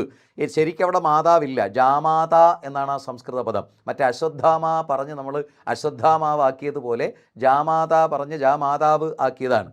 ജാമാത, മരുമകൻ. ഭൃത്യൻ എന്ന പുല്ലിംഗത്തിൻ്റെ സ്ത്രീലിംഗം ഭൃത്യ എന്നാണ്. സുതൻ, ആ വാക്കിനർത്ഥം മകൻ എന്നാണ്. അതിൻ്റെ സ്ത്രീലിംഗമാണ് സുത, മകൾ. വൈരി, ശത്രു എന്നാണ് അർത്ഥം വരുന്നത്. വൈരി എന്ന വാക്കിൻ്റെ സ്ത്രീലിംഗം വൈരിണി എന്നും നേതാവിൻ്റേത് നേത്രി എന്നും ആകുമ്പോൾ വിദുഷി എന്ന പുല്ലിംഗത്തിൻ്റെ സ്ത്രീലിംഗം, വിദുഷി എന്ന സ്ത്രീലിംഗത്തിൻ്റെ പുല്ലിംഗം വിദ്വാൻ എന്നാണ്. വിദുഷി സ്ത്രീലിംഗമാണ്, വിദ്വാനാണ് പുല്ലിംഗം. വിദുഷി സ്ത്രീലിംഗം, വിദ്വാൻ പുല്ലിംഗം. നമുക്ക് മറ്റു ചില വാക്കുകൾ നോക്കാം. നായിക എന്ന സ്ത്രീലിംഗത്തിൻ്റെ പുല്ലിംഗം നായകൻ എന്നും അവതാരകൻ എന്ന പുല്ലിംഗത്തിൻ്റെ സ്ത്രീലിംഗം അവതാരക എന്നുമാണ്. അവതാരിക എന്ന വാക്കിന് പ്രിഫൈസ് എന്നാണ് അർത്ഥം. അവതാരക, അവതാരകൻ്റെ സ്ത്രീലിംഗം അവതാരക. കവി എന്ന പുല്ലിംഗത്തിൻ്റെ സ്ത്രീലിംഗം കവയിത്രി എന്നും ഏകാകി, അത് പുല്ലിംഗമാണ്, അതിൻ്റെ സ്ത്രീലിംഗം ഏകാകിനി എന്നും മഹാൻ എന്ന പുല്ലിംഗത്തിൻ്റെ സ്ത്രീലിംഗം മഹതി എന്നുമാണ്, മഹതി. ഇനി മറ്റൊരു ചോദ്യം നോക്കൂ. എതിർലിംഗം എഴുതുക. ചെട്ടിച്ചി. തന്നിരിക്കുന്ന ഓപ്ഷനുകൾ ചെട്ടി, ചെട്ട, ചെട്ടൻ, ചേട്ടിച്ചൻ. ഇവിടെ ചെട്ടിച്ചി എന്ന സ്ത്രീലിംഗത്തിൻ്റെ പുല്ലിംഗം, ചെട്ടിച്ചി സ്ത്രീലിംഗമാണ്, അതിൻ്റെ പുല്ലിംഗം ഓപ്ഷൻ എ, ചെട്ടി എന്നതാണ്. ചെട്ടി. നമുക്ക് സമാനമായ മറ്റു ചില പുല്ലിംഗ സ്ത്രീലിംഗ പദങ്ങൾ നോക്കാം. ഇഷ്ടൻ എന്ന പുല്ലിംഗത്തിൻ്റെ സ്ത്രീലിംഗം ഇഷ്ട എന്നും ഈശ്വരൻ്റേത് ഈശ്വരി എന്നുമാണ്. ഉത്തമൻ എന്ന പുല്ലിംഗത്തിൻ്റെ സ്ത്രീലിംഗം ഉത്തമ എന്നും ഉദാസീനൻ എന്നതിൻ്റേത് ഉദാസീന എന്നുമാകുമ്പോൾ ഉപാധ്യായൻ, അധ്യാപകൻ എന്നാണ് ആ വാക്കിൻ്റെ അർത്ഥം. ഉപാധ്യായൻ എന്ന വാക്കിൻ്റെ സ്ത്രീലിംഗം ഉപാധ്യായി എന്നും ഊരാളി എന്നതിൻ്റേത് ഊരാട്ടി എന്നുമാണ്. എന്നാൽ എംബ്രാൻ അഥവാ തമ്പ്രാൻ, അതിൻ്റെ സ്ത്രീലിംഗം എംബ്രാട്ടി. അപ്പോൾ തമ്പ്രാനായാൽ തമ്പ്രാട്ടി. കഠിനൻ എന്ന പുല്ലിംഗത്തിൻ്റെ സ്ത്രീലിംഗം കഠിന എന്നും കണിയാൻ എന്നതിൻ്റേത് കണിയാട്ടി എന്നുമാണ്. ഇത് കണിയാർ എന്നതിൻ്റേതും കണിയാട്ടിയാണ്. കാര്യം കണിയാർ എന്നുള്ളത് പൂജക ബഹുവചനമാണ്. യഥാർത്ഥത്തിൽ ഒരാളേ ഉള്ളൂ, റെസ്പെക്റ്റിൻ്റെ ഭാഗമായിട്ട് ബഹുവചനം ഉപയോഗിക്കുന്നതാണ് പൂജകം. അതിൻ്റെ സ്ത്രീലിംഗവും കണിയാട്ടി എന്നാണ്. എന്നാൽ പോത്ത് എന്ന പുല്ലിംഗത്തിൻ്റെ സ്ത്രീലിംഗം എരുമ എന്നാണ്. പ്രഭുവിൻ്റേത് പ്രഭി എന്നാകുമ്പോൾ പ്രസാധകൻ എന്ന പുല്ലിംഗ പദത്തിൻ്റെ സ്ത്രീലിംഗം പ്രസാധിക എന്നാണ്. പ്രിയൻ്റെ എതിർലിംഗം പ്രിയ എന്നാകുമ്പോൾ പ്രേയാൻ എന്ന പുല്ലിംഗ പദത്തിൻ്റെ സ്ത്രീലിംഗം പ്രേയസി എന്നാണ്. എന്നാൽ പ്രേക്ഷകൻ എന്ന പുല്ലിംഗത്തിൻ്റെ സ്ത്രീലിംഗം പ്രേക്ഷക എന്നുമാണ്. പ്രേക്ഷക. ഇപ്പോൾ നമുക്ക് മറ്റു ചില വാക്കുകളുടെ എതിർലിംഗം നോക്കൂ. പൗത്രൻ, പുത്രൻ്റെ പുത്രൻ എന്നാണ് ആ വാക്കിൻ്റെ അർത്ഥം. അതിൻ്റെ സ്ത്രീലിംഗമാണ് പൗത്രി, പൗത്രി. പൗരൻ എന്ന വാക്കിന് പൗരി എന്നും പുരന്ധ്രി എന്ന എതിർലിംഗമുണ്ട്. ശരിക്കും പൗരൻ എന്ന സംസ്കൃത വാക്കിൻ്റെ സംസ്കൃതത്തിലെ എതിർലിംഗം പുരന്ധ്രി എന്നാണ്. പക്ഷേ ഇപ്പോൾ ഈ ഭരണഭാഷ മലയാളം, ഔദ്യോഗിക ഭാഷ മലയാളം ആക്കിയപ്പോൾ പുരന്ധ്രി എന്ന വാക്ക് നമുക്കത്ര പരിചയം പോരാത്തതിനാലും പലർക്കും അത് ബുദ്ധിമുട്ടുണ്ടാക്കുന്നതിനാലും നമ്മുടെ പുതിയ ഭരണഭാഷ ഇതനുസരിച്ച് പൗരൻ എന്നതിൻ്റെ സ്ത്രീലിംഗം പൗരി എന്ന് പ്രയോഗിക്കാൻ തുടങ്ങി. അത് ഈ സംസ്കൃതവുമായി നമുക്കുള്ള പരിചയക്കുറവ് നിമിത്തമാണ് സർക്കാർ അങ്ങനെ ഒരു തീരുമാനം എടുത്തത്. ബലവാൻ എന്നതിൻ്റെ സ്ത്രീലിംഗം ബലവതി എന്നാകുമ്പോൾ ബാലകൻ എന്നതിൻ്റെ സ്ത്രീലിംഗം ബാലിക എന്നാണ്. ബാലകൻ, ബാല എന്നും ബാലിക എന്നും പ്രയോഗിക്കാറുണ്ട്. ബാല, ബാലിക. അത് ബാലകൻ എന്നതിൻ്റെ സ്ത്രീലിംഗമാണ്. ശരിയായ പദം ഏത്? അനുഗൃഹീതൻ, അനുഗ്രഹീതൻ, അനുഗ്രഹിതൻ, അനുഗഹൃതൻ. അത് വായിക്കാൻ തന്നെ പ്രയാസമാണ്. അപ്പോഴേ നമുക്ക് ആദ്യത്തെ കാര്യം ഒന്ന് ഉറപ്പിലെത്തി. ഓപ്ഷൻ ഡി അല്ല, അല്ലേ? അനുഗഹൃതൻ, അത് വായിക്കാൻ തന്നെ പ്രയാസമാണ്. അപ്പോൾ ഓപ്ഷൻ ഡി അല്ല എന്ന് നമ്മൾ ഉറപ്പിലെത്തി. പിന്നെയുള്ളത് അനുഗൃഹീതൻ, അനുഗ്രഹീതൻ, അനുഗ്രഹിതൻ. ഇതിൻ്റെ ശരിയായ ഓപ്ഷൻ എ ആണ്. ഉത്തരം ഓപ്ഷൻ എ, അനുഗൃഹീതൻ എന്നതാണ്. അനുഗ്രഹിക്കപ്പെട്ടവൻ എന്നർത്ഥം വരുന്ന വാക്ക് അനുഗ്രഹീതനല്ല, അനുഗൃഹീതൻ. കാരണം അനുഗ്രഹിക്കുക എന്ന വാക്കിൻ്റെ അർത്ഥം പിടിക്കുക, പിടികൂടുക എന്നൊക്കെയാണ്. ഗ്രഹിക്കുക, പറഞ്ഞ കാര്യം ഞാൻ ഗ്രഹിച്ചു എന്ന് വെച്ചാൽ മനസ്സിലാക്കി, പിടിച്ചെടുത്തു എന്നൊക്കെയാണ്. അപ്പോൾ അനുഗ്രഹീതൻ എന്ന് വെച്ചാൽ പിറകെ ചെന്ന്, അനു എന്ന് വെച്ചാൽ പിറകെ ചെന്ന് പിടികൂടിയവൻ എന്നായി പോകും. പിന്തുടർന്ന് പിടികൂടിയവൻ എന്നായി പോകും. അനുഗ്രഹിക്കപ്പെട്ടവൻ അനുഗൃഹീതനാണ്, അനുഗ്രഹീതനല്ല അനുഗൃഹീതൻ. ഇപ്പം നമുക്കറിയാം, കർഷകൻ ചെയ്യുന്ന പ്രവൃത്തി കർഷിയല്ല കൃഷിയാണ്. നർത്തകൻ ചെയ്യുന്നത് നർത്തമല്ല നൃത്തമാണ്. അപ്പോൾ അനുഗ്രഹം ചൊരിയുന്നത് അനുഗൃഹീതനാണ്, അനുഗ്രഹീതനല്ല അനുഗൃഹീതൻ. ഇതുപോലെ മറ്റു ചില വാക്കുകൾ കൂടി നമുക്ക് നോക്കിയാലോ.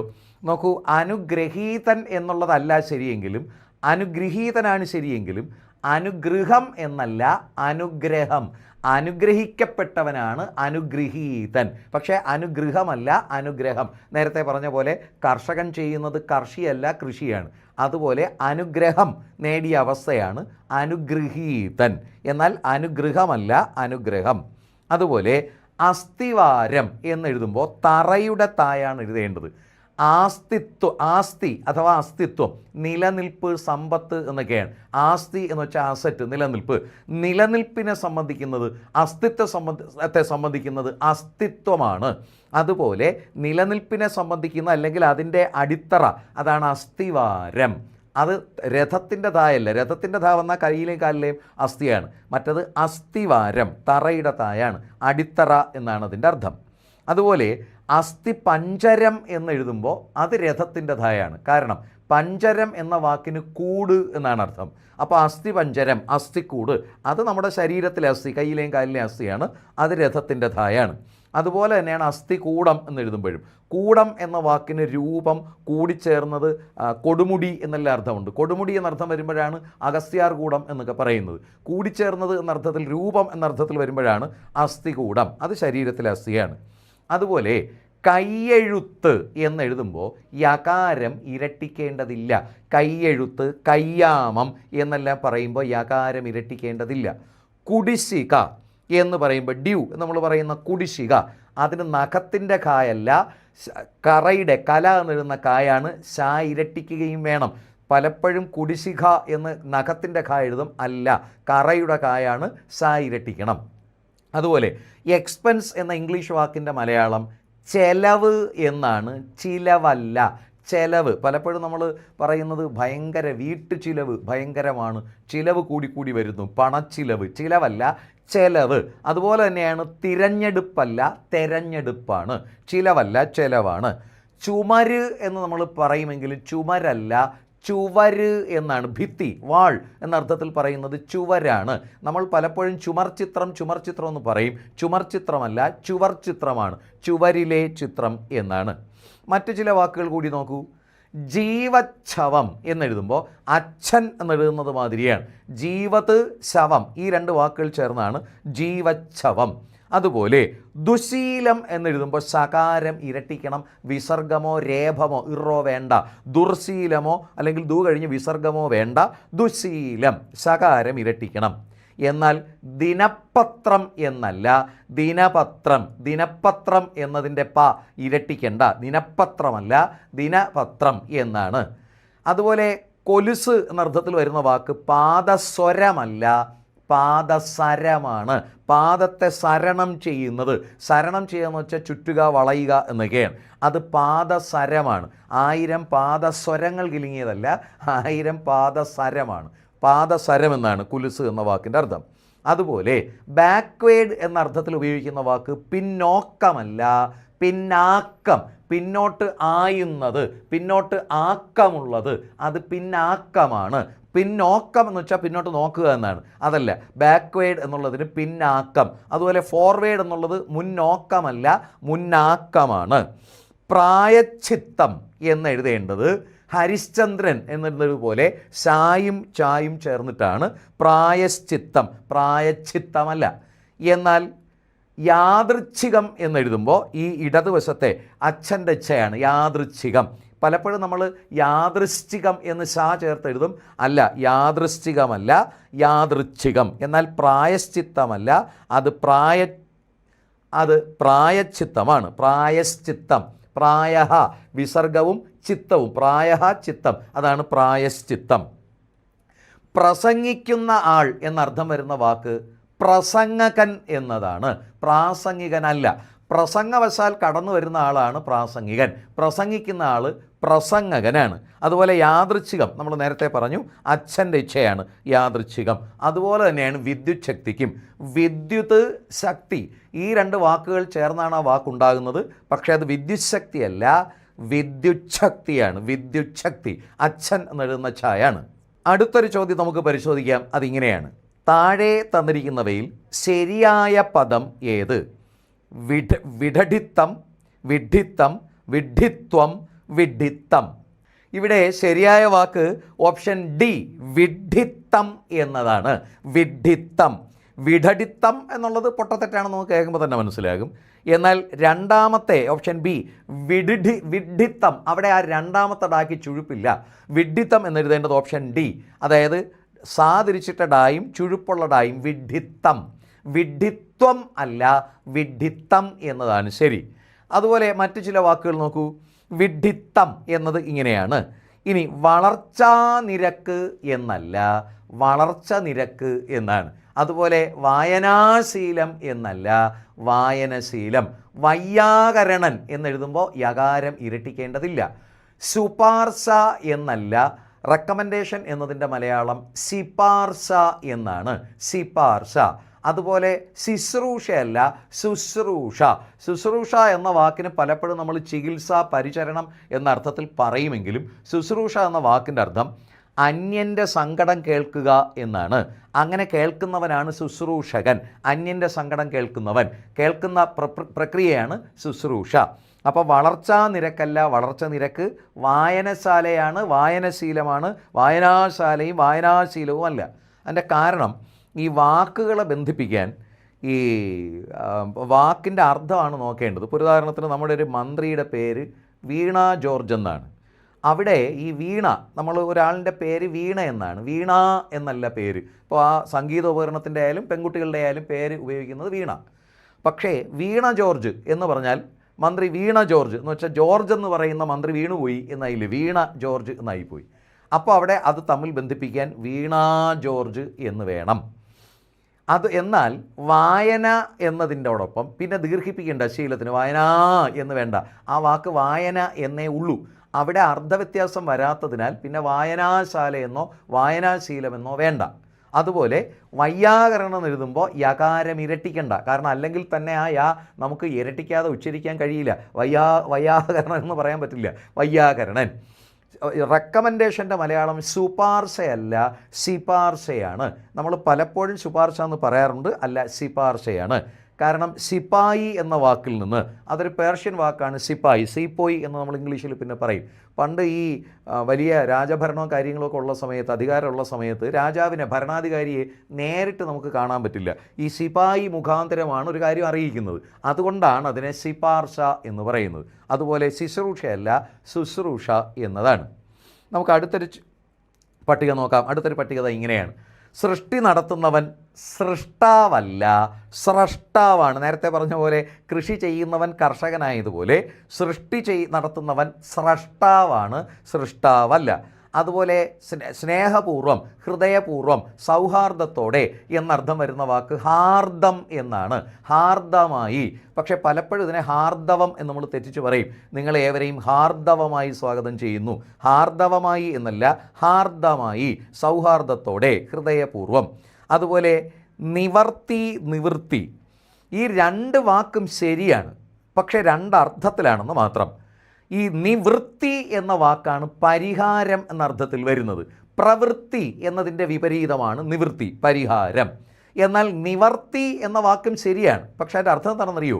ബുക്ക് നിവർത്തി, കുട നിവർത്തി. നിവരുക എന്നത് ചെയ്യുന്നതാണ് നിവർത്തി, കുട നിവർത്തി. പക്ഷേ പരിഹാരം നിവൃത്തി എന്നതാണ്.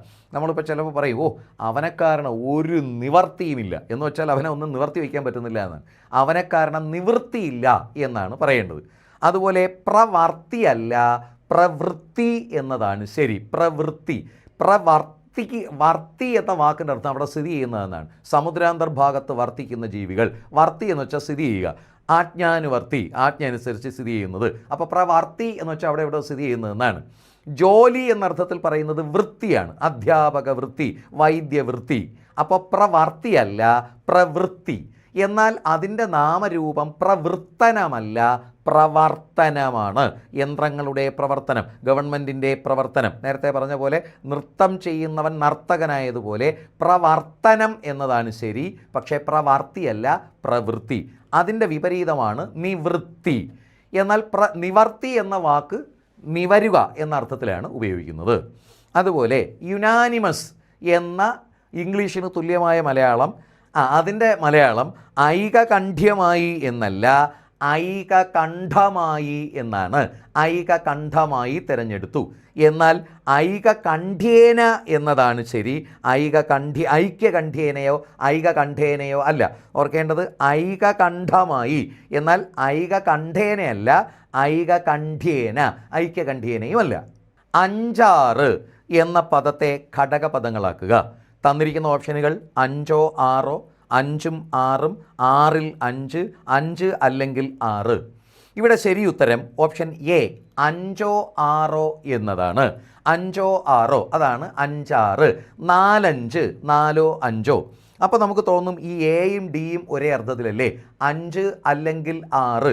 ശരി തന്നെയാണ്, രണ്ട് സമാനാർത്ഥം തന്നെയാണ്. പക്ഷേ അവിടെ ഈ ഘടകപദമാക്കുമ്പോൾ പ്രത്യയങ്ങളോ ദ്യോതകങ്ങളോ ചേർത്ത് ഘടകപദമാക്കാൻ നോക്കണം. പറ്റുന്നില്ലെങ്കിലാണ് ഗതിയോ മറ്റു വാക്കുകളോ പ്രയോഗിക്കേണ്ടത്.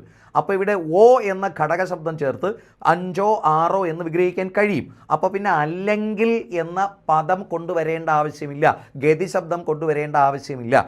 അതുകൊണ്ടാണ് അതിനെ തിരഞ്ഞെടുക്കാതെ 5 6. ഇപ്പം 4 5, 4 5, 4 അല്ലെങ്കിൽ 5. പക്ഷേ ഓ എന്ന പ്രത്യയം ചേർത്ത് നമുക്ക് അർത്ഥം എടുക്കാമെന്നിരിക്കവേ പിന്നെ ഈ അല്ലെങ്കിൽ എന്ന വാക്ക് കൊണ്ടുവരേണ്ട കാര്യമില്ല. അതുകൊണ്ടാണ്. അപ്പോൾ 5 6 എന്നത് വിഗ്രഹിക്കേണ്ടത് 5 6 എന്നാണ്. 5 6 അല്ല, അത് 11 പോകും. 6 5 അല്ല. ഇതുപോലെ മറ്റു ചില വാക്കുകൾ നോക്കൂ. മുഖ്യപ്രതിഷ്ഠ, അതിനെ വിഗ്രഹിക്കേണ്ടത് മുഖ്യമായ പ്രതിഷ്ഠ എന്നാണ്. മുഖ്യമായ പ്രതിഷ്ഠ. സ്വർണ്ണ നിറം, സ്വർണത്തിൻ്റെ നിറം. പച്ചപ്പുല്ല്, പച്ചയായ പുല്ല് അല്ലെങ്കിൽ പച്ചപ്പുള്ള പുല്ല്. പച്ചയായ പുല്ല് അല്ലെങ്കിൽ പച്ചപ്പുള്ള പുല്ല്.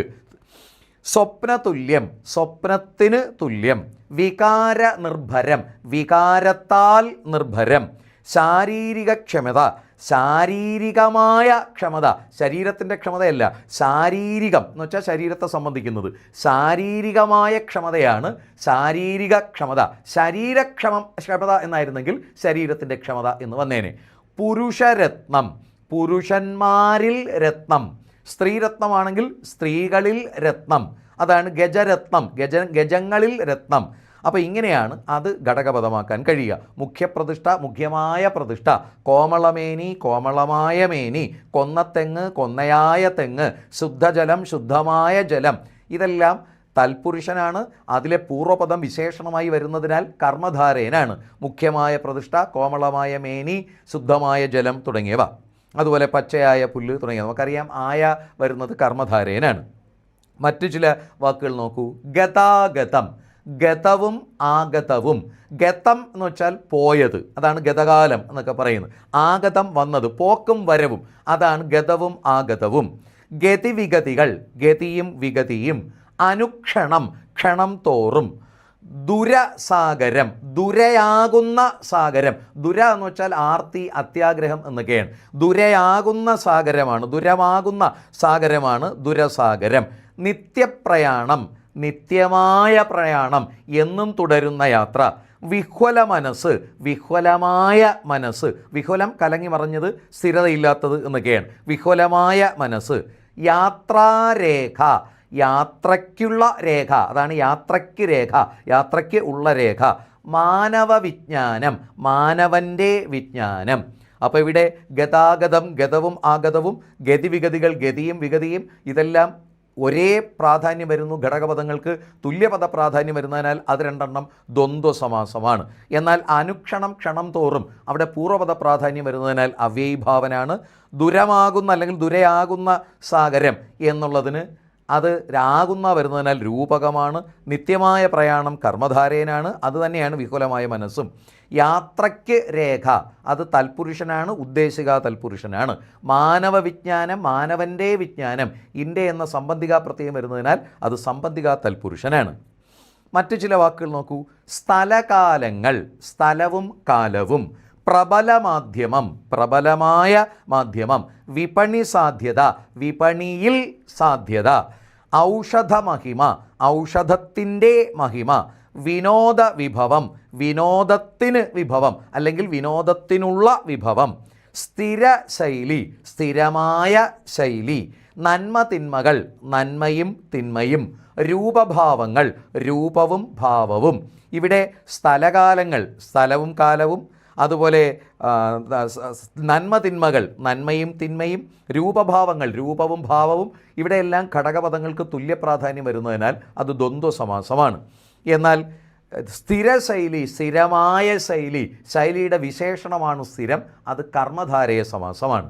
നമുക്കറിയാം ഘടകപദമാക്കാൻ നമുക്ക് തന്നിരിക്കുന്ന വാക്കുകളിൽ സമസ്ത പദത്തിൽ സ്വതന്ത്രമായി നിൽക്കുന്ന രണ്ട് വാക്കുകളുണ്ടാകും.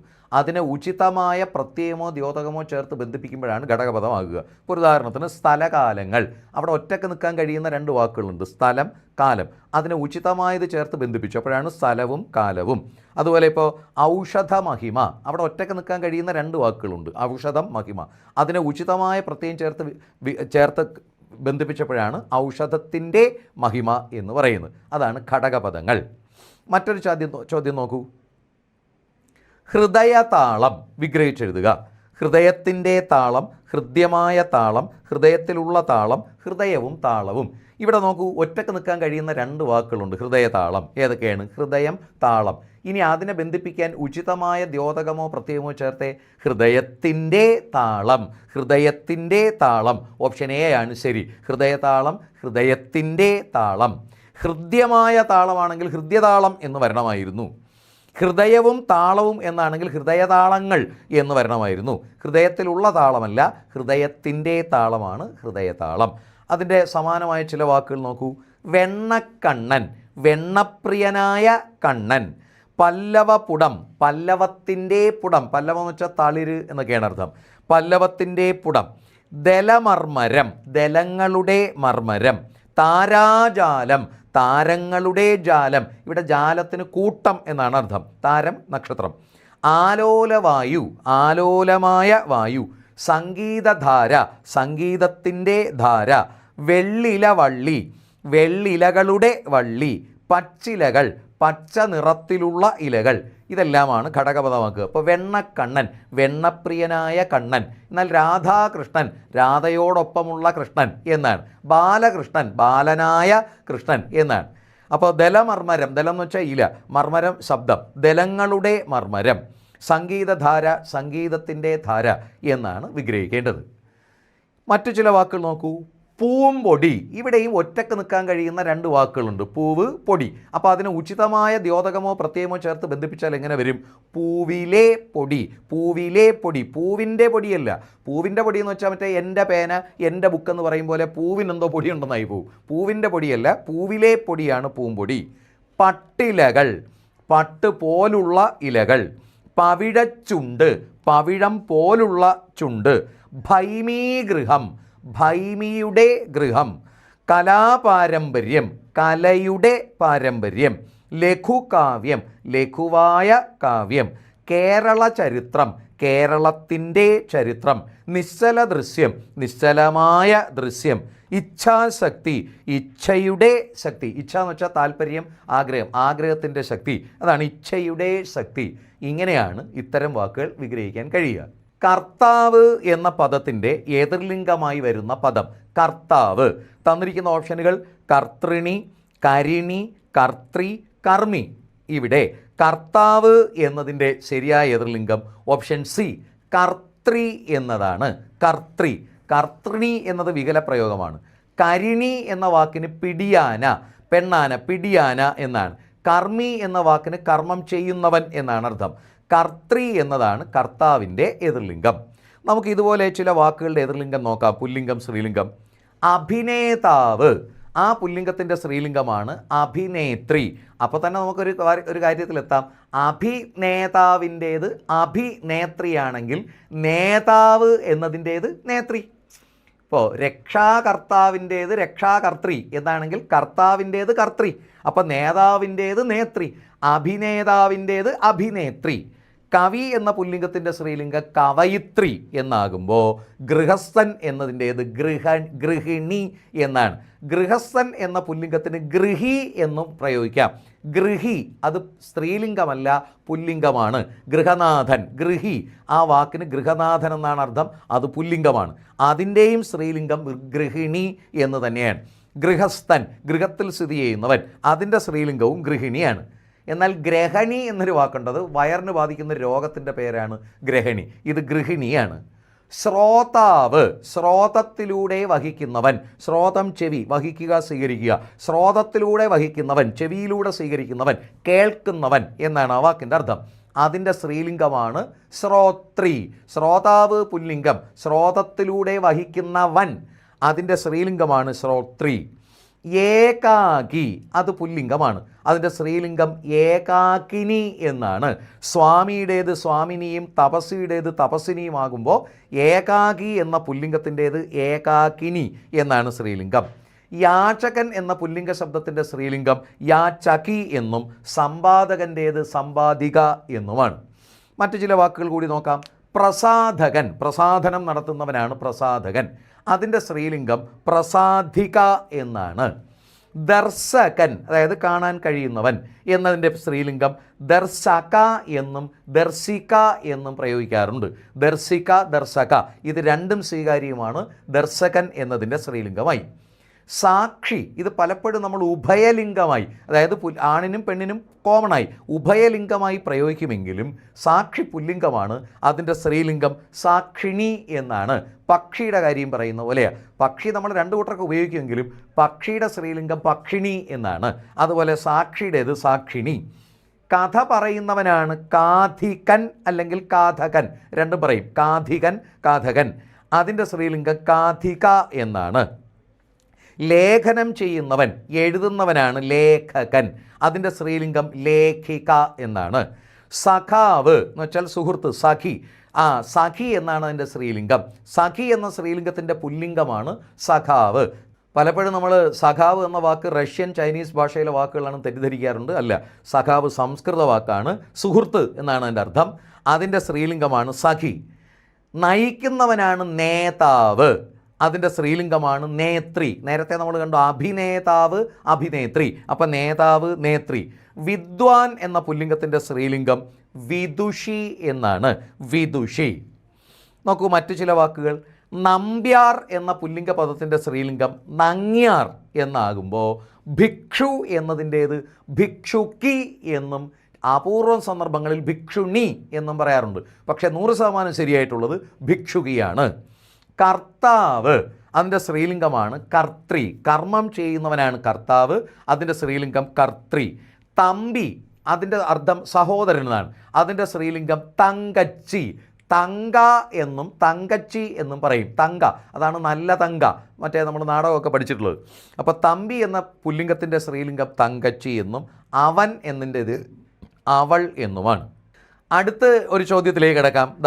പുല്ലിംഗ ശബ്ദം എഴുതുക. സ്നുഷ. സ്നുഷ സ്നുഷ എന്ന വാക്കിൻ്റെ അർത്ഥം എന്താണ്?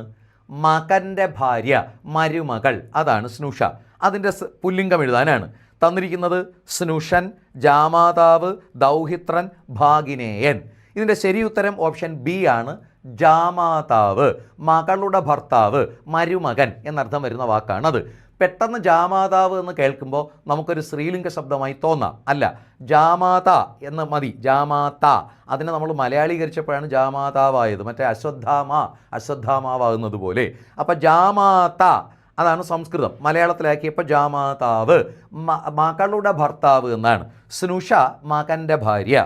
ദൗഹിത്രൻ എന്ന വാക്കിൻ്റെ അർത്ഥം മകളുടെ മകൻ എന്നാണ്. ഭാഗിനേയൻ ഭഗിനിയുടെ തനയനാണ്, സഹോദരിയുടെ പുത്രനാണ് ഭാഗിനേയൻ. അപ്പോൾ സ്നുഷ എന്ന സ്ത്രീലിംഗത്തിൻ്റെ പുല്ലിംഗം ജാമാതാവ് എന്നാണ്. മറ്റ് ചില പുല്ലിംഗ സ്ത്രീലിംഗ ജോഡികൾ കൂടി നമുക്ക് നോക്കാം. സമർത്ഥൻ എന്ന പുല്ലിംഗത്തിൻ്റെ സ്ത്രീലിംഗം സമർത്ഥ എന്നാകുമ്പോൾ കേമൻ എന്നതിൻ്റേത് കേമി എന്നാണ്. ആങ്ങൾ അല്ലെങ്കിൽ ആങ്ങള അതിൻ്റെ സ്ത്രീലിംഗം പെങ്ങൾ അല്ലെങ്കിൽ പെങ്ങള. പൗത്രൻ മകൻ്റെ മകനാണ് പൗത്രൻ, അതിൻ്റെ സ്ത്രീലിംഗമാണ് പൗത്രി. മാടമ്പി എന്ന പുല്ലിംഗത്തിൻ്റെ സ്ത്രീലിംഗം കെട്ടിലമ്മ എന്നും വിധുരൻ്റേത് വിധവ എന്നുമാണ്. വിധവ ഭർത്താവ് നഷ്ടപ്പെട്ട സ്ത്രീ, വിധുരൻ ഭാര്യ നഷ്ടപ്പെട്ട ഭർത്താവ്. മിതഭാഷി എന്നതിൻ്റെ സ്ത്രീലിംഗം മിതഭാഷിണി എന്നാണ്. അപ്പോൾ നമുക്ക് മറ്റൊന്നുകൂടി എത്താം. ഭാഷി എന്ന പുല്ലിംഗത്തിൻ്റെ സ്ത്രീലിംഗം ഭാഷിണി. മിതമായി ഭാഷിക്കുന്നവൻ മിതഭാഷി, അതിൻ്റെ സ്ത്രീലിംഗം മിതഭാഷിണി. മറ്റു ചില വാക്കുകൾ നോക്കൂ. രക്ഷാകർത്താവ്, രക്ഷകർത്താവല്ല രക്ഷാകർത്താവ്, അതിൻ്റെ സ്ത്രീലിംഗം രക്ഷാകർത്തൃ. കാരണം നമ്മൾ നേരത്തെ കണ്ടു കർത്താവിൻ്റേത് കർത്തൃ, അപ്പോൾ രക്ഷാകർത്താവിൻ്റേത് രക്ഷാകർത്തൃ. പ്രഭു എന്നതിൻ്റേത് പ്രഭു എന്നും പിഷാരടിയുടേത് പിഷാരസ്യാർ എന്നുമാണ്. മഹാൻ എന്ന പുല്ലിംഗത്തിൻ്റെ സ്ത്രീലിംഗം മഹതി എന്നും ഗുരു എന്നതിൻ്റേത് ഗുർവി എന്നുമാണ്. ചെട്ടി എന്ന പുല്ലിംഗ ശബ്ദത്തിൻ്റെ സ്ത്രീലിംഗം ചെട്ടിച്ചി എന്നാകുമ്പോൾ ഭൃത്യൻ എന്ന പുല്ലിംഗത്തിൻ്റെ സ്ത്രീലിംഗം ഭൃത്യ എന്നാകുന്നു. മിടുക്കൻ എന്നതിൻ്റേത് മിടുക്കി എന്നുമാണ്. അപ്പോൾ രക്ഷാകർത്താവാണ് ശരി, രക്ഷകർത്താവല്ല. രക്ഷകർത്താവ് വികലപ്രയോഗമാണ്. മിടുക്കൻ്റേത് മിടുക്കി, ഭൃത്യൻ്റേത് ഭൃത്യ. അടുത്ത് ഒന്ന് രണ്ട് വാക്കുകൾ നോക്കൂ. അവതാരകൻ, അവതരിപ്പിക്കുന്നവനാണ് അവതാരകൻ. അതിൻ്റെ എതിർലിംഗം അവതാരകയാണ്, അവതാരികയല്ല. ധീരൻ എന്ന പുല്ലിംഗത്തിൻ്റെ സ്ത്രീലിംഗം ധീര എന്നാണ്. പക്ഷി എന്നതിൻ്റേത് നേരത്തെ നമ്മൾ പറഞ്ഞു പക്ഷിണി. സിംഹത്തിന് രണ്ട് എതിർലിംഗങ്ങൾ സാധ്യമാണ്, സിംഹി എന്നും സിംഹിണി എന്നും. ചില സന്ദർഭങ്ങളിൽ സിംഹിക, അത് രാക്ഷസിയുടെ പേര് കൂടിയാണ്. സിംഹിക പുരാണത്തിൽ പറയുന്ന രാക്ഷസിയുടെ പേര് കൂടിയാണ്, എന്നാലും അങ്ങനെയും പറയാറുണ്ട്. ചാക്യാർ എന്നതിൻ്റേത് ഇല്ലടമ്മ എന്നുമാണ്. അവതാരകൻ്റേത് അവതാരക, അവതാരിക എന്ന് പറഞ്ഞാൽ പ്രിഫൈസ്, അവതരിപ്പിക്കുന്ന ആ സാധനം. നമ്മൾ പ്രിഫൈസ് പുസ്തകങ്ങളുടെയൊക്കെ അവതാരിക എന്ന് പറയില്ലേ, മുഖവുര, അതാണ്. ഇത് പരിഭാഷയുമായി ബന്ധപ്പെട്ടതാണ്. ടിറ്റ് ഫോർ ടാറ്റ് എന്ന ഇംഗ്ലീഷ് ശൈലിയുടെ ശരിയായ പരിഭാഷ ഏത്? Tit four tat. തന്നിരിക്കുന്ന ഓപ്ഷനുകൾ: അടിപതറുക, ചരട് പിടിക്കുക, ഉരുളക്കുപ്പേരി, ചതുർത്ഥി കാണുക. ഇതിൻ്റെ ശരിയായ മലയാളം ഉരുളക്കുപ്പേരി, പകരത്തിന് പകരം. അതാണ് ടിറ്റ് ഫോർ ടാറ്റ് എന്നതിൻ്റെ മലയാളം, ഉരുളക്കുപ്പേരി. അതുപോലെ മറ്റ് ചില വാക്കുകൾ നോക്കാം. സ്റ്റാറ്റസ് കോ എന്ന ഇംഗ്ലീഷ് പ്രയോഗത്തിന് ശരിക്കും പറഞ്ഞാൽ ലാറ്റിൻ ഫ്രേസാണ്. അതിന് സമാനമായ മലയാളമാണ് തൽസ്ഥിതി അല്ലെങ്കിൽ യഥാസ്ഥിതി. അതാണ് to maintain the status quo. തൽസ്ഥിതി തുടരുക, യഥാസ്ഥിതി തുടരുക. കോടതിയൊക്കെ ഓർഡർ ഇടും ഇല്ലേ, to maintain the status quo. അത് യഥാസ്ഥിതി, തൽസ്ഥിതി എന്നാണ്. Add fuel to the flame എന്ന ഇംഗ്ലീഷ് ശൈലിയുടെ അർത്ഥം എരിതീയിൽ എണ്ണയൊഴിക്കുക അല്ലെങ്കിൽ പ്രശ്നം വഷളാക്കുക എന്നതാണ്. എരിതീയിൽ എണ്ണയൊഴിക്കുക, add fuel to the flame. Blacklist എന്ന ഇംഗ്ലീഷിന് തുല്യമായ മലയാളമാണ് കരിമ്പട്ടിക, കരിമ്പട്ടിക. ഹെർട്ട് ആൻഡ് സോൾ എന്നതിന് തുല്യമായി മലയാളത്തിൽ പ്രയോഗിക്കുന്നതാണ് ആത്മാർത്ഥമായി. ഹാർട്ട് എന്ന് വെച്ചാൽ എന്താണ്? ഹൃദയം, സോൾ ആത്മാവ്. അപ്പോൾ ഹൃദയം കൊണ്ടും ആത്മാവ് കൊണ്ടും, അതാണ് ആത്മാർത്ഥമായി എന്നത്. കോൾ എവേ എന്ന ഇംഗ്ലീഷ് ഫ്രേസിന് മലയാളത്തിൽ അർത്ഥം ശ്രദ്ധ മാറ്റുക എന്നാണ്. ടു കോൾ എവേ ഹർ എന്ന് വെച്ചാൽ അവളുടെ ശ്രദ്ധ മാറ്റുക എന്നാണ്. To no smoke without fire എന്ന് വെച്ചാൽ, നോ സ്മോക്ക് എന്ന് വെച്ചാൽ പുകയില്ല, തീയില്ലാതെ. അപ്പോൾ അതിൻ്റെ മലയാളം എങ്ങനെ വരും? തീയില്ലാതെ പുകയില്ല. അതാണ് നോ സ്മോക്ക് വിത്തൗട്ട് ഫയർ, തീയില്ലാതെ പുകയില്ല. മറ്റു ചില വാക്കുകൾ നോക്കൂ. നോ പെയിൻ നോ ഗെയിൻ, അതായത് നോ പെയിൻ വേദനയില്ല അല്ലെങ്കിൽ അധ്വാനിക്കുന്നില്ല എങ്കിൽ നോ ഗെയിൻ നേട്ടവുമില്ല. അധ്വാനിക്കാതെ നേട്ടമില്ല, അതാണ് no pain no gain. Coat of arms എന്നതിന് കുലച്ചിഹ്നം എന്നാണ് മലയാളം. കോട്ട് ഓഫ് ആംസിന് കുലച്ചിഹ്നം, നമ്മൾ മറ്റേ പ്രൗഢിയുടെ ചിഹ്നം എന്ന് പറയുന്നത്. കോസ് ടു ഗ്ലാൻസ് എന്നതിന് വിഹക വീക്ഷണം നടത്തുക എന്നാണ്. നമ്മളെ ബേർഡ്സ് ഐ എന്നൊക്കെ പറയും. കോസ് ടു ഗ്ലാൻസ്, അതാണ് വിഹക വീക്ഷണം. എന്നാൽ കാൾ ഓഫ് എന്ന ഫ്രേസിൻ്റെ അർത്ഥം പിന്മാറുക, റദ്ദാക്കുക എന്നൊക്കെയാണ്. പിന്മാറുക, ക്യാൻസൽ ചെയ്യുക, റദ്ദാക്കുക. എന്നാൽ കോൾ ഓൺ എന്നതിൻ്റേത് സന്ദർശിക്കുക എന്നാണ്. I call on the patient എന്ന് നമ്മൾ പറയില്ലേ, കോൾ ഓൺ സന്ദർശിക്കുക എന്നാണ്. A snake in the grass എന്ന ശൈലി കൊണ്ട് അർത്ഥമാക്കുന്നത് കപട സുഹൃത്ത് എന്നാണ്. അതായത് പുല്ലിനയിൽ ഒളിഞ്ഞിരിക്കുന്ന പാമ്പ് എന്ന് വെച്ചാൽ എപ്പോഴാണോ ഉപദ്രവം ഉണ്ടാക്കാം, അതാണ് കപട സുഹൃത്ത്. A snake in the grass. Examine closely എന്നതുകൊണ്ട് അർത്ഥമാക്കുന്നത് സൂക്ഷ്മ പരിശോധന നടത്തുക അല്ലെങ്കിൽ ഉറ്റുനോക്കുക. സൂക്ഷ്മ പരിശോധന നടത്തുക, ഉറ്റുനോക്കുക, അതാണ് examine closely. Estate of life എന്നതിന് ആജീവനാന്തം എന്നാണ്. ജീവപര്യന്തം, ആജീവനാന്തം, അതാണ് എസ്റ്റേറ്റ് ഓഫ് ലൈഫ് എന്നതുകൊണ്ട് അർത്ഥമാക്കുന്നത്. ടു ഫേസ് ദി മ്യൂസിക്, നമുക്ക് കേൾക്കുമ്പോൾ മ്യൂസിക് എന്നൊക്കെ തോന്നുമെങ്കിലും ടു ഫേസ് ദി മ്യൂസിക് എന്നതുകൊണ്ട് അർത്ഥമാക്കുന്നത് അതിൻ്റെ പ്രത്യാഘാതം ഏറ്റുവാങ്ങുക, ശിക്ഷ അനുഭവിക്കുക, ശിക്ഷ ഏറ്റുവാങ്ങുക എന്നതാണ്. പ്രോസ് ആൻഡ് കോൺസ്, അനുകൂല പ്രതികൂല വാദങ്ങൾ, അനുകൂല പ്രതികൂല, പ്രകൂലയല്ല പ്രതികൂല വാദങ്ങൾ എന്നാണ്. പ്രൊസീഡിങ്സ് എന്ന ശൈലി കൊണ്ട് അർത്ഥമാക്കുന്നത് അല്ലെങ്കിൽ ആ പ്രയോഗം കൊണ്ട് അർത്ഥമാക്കുന്നത് നടപടിക്രമം എന്നാണ്. ഡിസിപ്ലിൻ എന്നതിന് വിജ്ഞാന ശാഖ എന്നും അച്ചടക്കം എന്നും അർത്ഥമുണ്ട്. ഡിസിപ്ലിൻ അതിൽ നമ്മൾ പറയുന്ന ഇന്ത്യ സൈക്കോളജിക്കൽ ഡിസിപ്ലിൻ എന്ന് വെച്ചാൽ സൈക്കോളജിയുടെ വിജ്ഞാന ശാഖ, മനഃശാസ്ത്ര ശാഖ എന്നാണ്. അതുപോലെ അച്ചടക്കം എന്നും അർത്ഥമുണ്ട്. ഡയറക്റ്റ് എക്സാമിനേഷൻ എന്നതിന് പ്രധാന വിസ്താരം എന്നാണ് മലയാളം. ഡയറക്റ്റ് എക്സാമിനേഷൻ പ്രധാന വിസ്താരം. വെറ്റ് ബിഹൈൻഡ് ദി ഇയേഴ്സ് എന്ന് വെച്ചാൽ പരിചയക്കുറവ്. നമ്മൾ ഈ ആകെ വിയർക്കുന്നു, നമ്മളില്ല ആകെ വിയർത്ത് എന്ന് വെച്ചാൽ എപ്പോഴാണ് ഒരു കാര്യം ചെയ്യാൻ പരിചയമില്ലാതെ വരുമ്പോൾ ആകെ പരുങ്ങുന്ന അവസ്ഥ വരിക. അതാണ് വെറ്റ് ബിഹൈൻഡ് ദി ഇയേഴ്സ്, പരുങ്ങുന്ന അവസ്ഥ, പരിചയക്കുറവ് എന്നതാണ്. ഫാഷൻ മോങ്കർ എന്ന ശൈലിക്ക് തുല്യമായ മലയാളം ആഡംബരമോഹി, പരിഷ്കാരി എന്നൊക്കെയാണ്. ആഡംബരമോഹി, ഫാഷൻ മോങ്കർ. ഡ്രോ അപ്പ് എന്നതിൻ്റേത് തയ്യാറാക്കുക. ഡ്രോ അപ്പ് എ പ്രോജക്റ്റ് എന്നൊക്കെ പറയില്ലേ, ഡ്രോ അപ്പ് തയ്യാറാക്കുക എന്നാണ്. ഡു ഔട്ട് ഓഫ് എന്നതുകൊണ്ട് അർത്ഥമാക്കുന്നത് പറ്റിക്കുക, തട്ടിക്കുക, വെട്ടിക്കുക എന്നൊക്കെയാണ്. ഡു ഔട്ട് ഓഫ് പറ്റിക്കുക എന്നാണ്. എന്നാൽ ലെഫ്റ്റ് ഹാൻഡഡ് കോംപ്ലിമെൻ്റ് എന്നതുകൊണ്ട് അർത്ഥമാക്കുന്നത് വിപരീതാർത്ഥ പ്രശംസ. അതായത് നമുക്ക് കേൾക്കുമ്പോൾ പ്രശംസയാണ് തോന്നും, പക്ഷേ വിപരീതാർത്ഥം. നിനക്ക് ഞാൻ വച്ചിട്ടുണ്ട്, യഥാർത്ഥത്തിൽ പറഞ്ഞ് നിനക്ക് ഞാൻ വെച്ചിട്ടുണ്ടെന്ന് പറഞ്ഞാൽ എന്തോ നല്ല സാധനം വെച്ചിട്ടുണ്ടെന്നാണ്. പക്ഷേ നിനക്ക് ഞാൻ വെച്ചിട്ടുണ്ട് എന്ന് പറയുമ്പോൾ യഥാർത്ഥത്തിൽ ഒന്നും വെച്ചിരിക്കുന്നില്ല, വെച്ചിരിക്കുന്നത് മോശപ്പെട്ടതാണ്. അതാണ് ലെഫ്റ്റ് ഹാൻഡഡ് കോംപ്ലിമെൻ്റ് എന്ന് പറയുന്നത്. As the seed so the sprout, അതാണ് വിത്ത് ഗുണം 10 എന്ന് പറയുന്നത്. വിത്ത് ഗുണം 10, as the seed so the sprout. Empty vessels make the greatest sound എന്ന് വെച്ചാൽ നിറകുടം തുളുമ്പില്ല, അഥവാ ഓട്ടപ്പാത്രം തുളുമ്പും. ഓട്ടപ്പാത്രമാണ് ചിലയ്ക്കുന്നത് എന്ന് പറയും. ഓട്ടപ്പാത്രം ചിലയ്ക്കും, നിറകുടം തുളുമ്പില്ല. അതാണ് empty vessels make the greatest sound. കാലിയായ പാത്രം സൗണ്ട് ഉണ്ടാക്കും, നിറഞ്ഞ പാത്രം സൗണ്ട് ഉണ്ടാക്കില്ല. Empty vessels make much noise, അതും ഒഴിഞ്ഞ പാത്രം കൂടുതൽ ഒച്ചയുണ്ടാക്കും, അല്ലെങ്കിൽ ഓട്ടക്കലം കലമ്പും എന്ന് നമ്മൾ പറയുന്നതാണ്. ഓട്ടക്കലം കലമ്പും. Empty vessels make much noise. Where there is a will there is a way എന്നതിന് തുല്യമായ മലയാളം വേണമെങ്കിൽ ചക്ക വേരിലും കായ്ക്കും എന്നതാണ്. Where there is a will there is a way, വേണമെങ്കിൽ ചക്ക വേരിലും കായ്ക്കും. മറ്റൊരു ചോദ്യം നോക്കൂ, പരിഭാഷയുമായി ബന്ധപ്പെട്ടത്. മൈറ്റ് ഈസ് റൈറ്റ്, സമാനമായ മലയാളത്തിലെ ചൊല്ല്. ചൊട്ടയിലെ ശീലം ചുടല വരെ, കയ്യൂക്കുള്ളവൻ കാര്യക്കാരൻ, ആകെ മുങ്ങിയാൽ കുളിരില്ല, തീയിൽ കുരുത്തത് വെയിലത്ത് വാടില്ല. മൈറ്റ് എന്ന് വെച്ചാൽ ശക്തി. മൈറ്റ് ഈസ് റൈറ്റ് എന്നതിന് തുല്യമായ തന്നിരിക്കുന്ന ഓപ്ഷനിൽ തുല്യമായ അർത്ഥം വരുന്നത് ഓപ്ഷൻ ബി, കയ്യൂക്കുള്ളവൻ കാര്യക്കാരൻ എന്നതാണ്.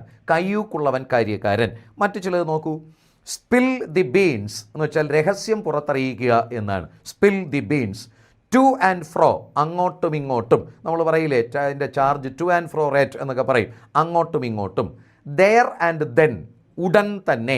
ദെയർ ആൻഡ് ദെൻ, അപ്പോൾ, ഉടൻ തന്നെ. പ്രാക്ടീസ് മേക്സ് പെർഫെക്റ്റ്, അതാണ് നിത്യാഭ്യാസി ആനയെടുക്കും. പ്രാക്ടീസ് മേക്ക് പെർഫെക്റ്റ് എന്നതിൻ്റെ മലയാളമാണ് നിത്യാഭ്യാസി ആനയെടുക്കും.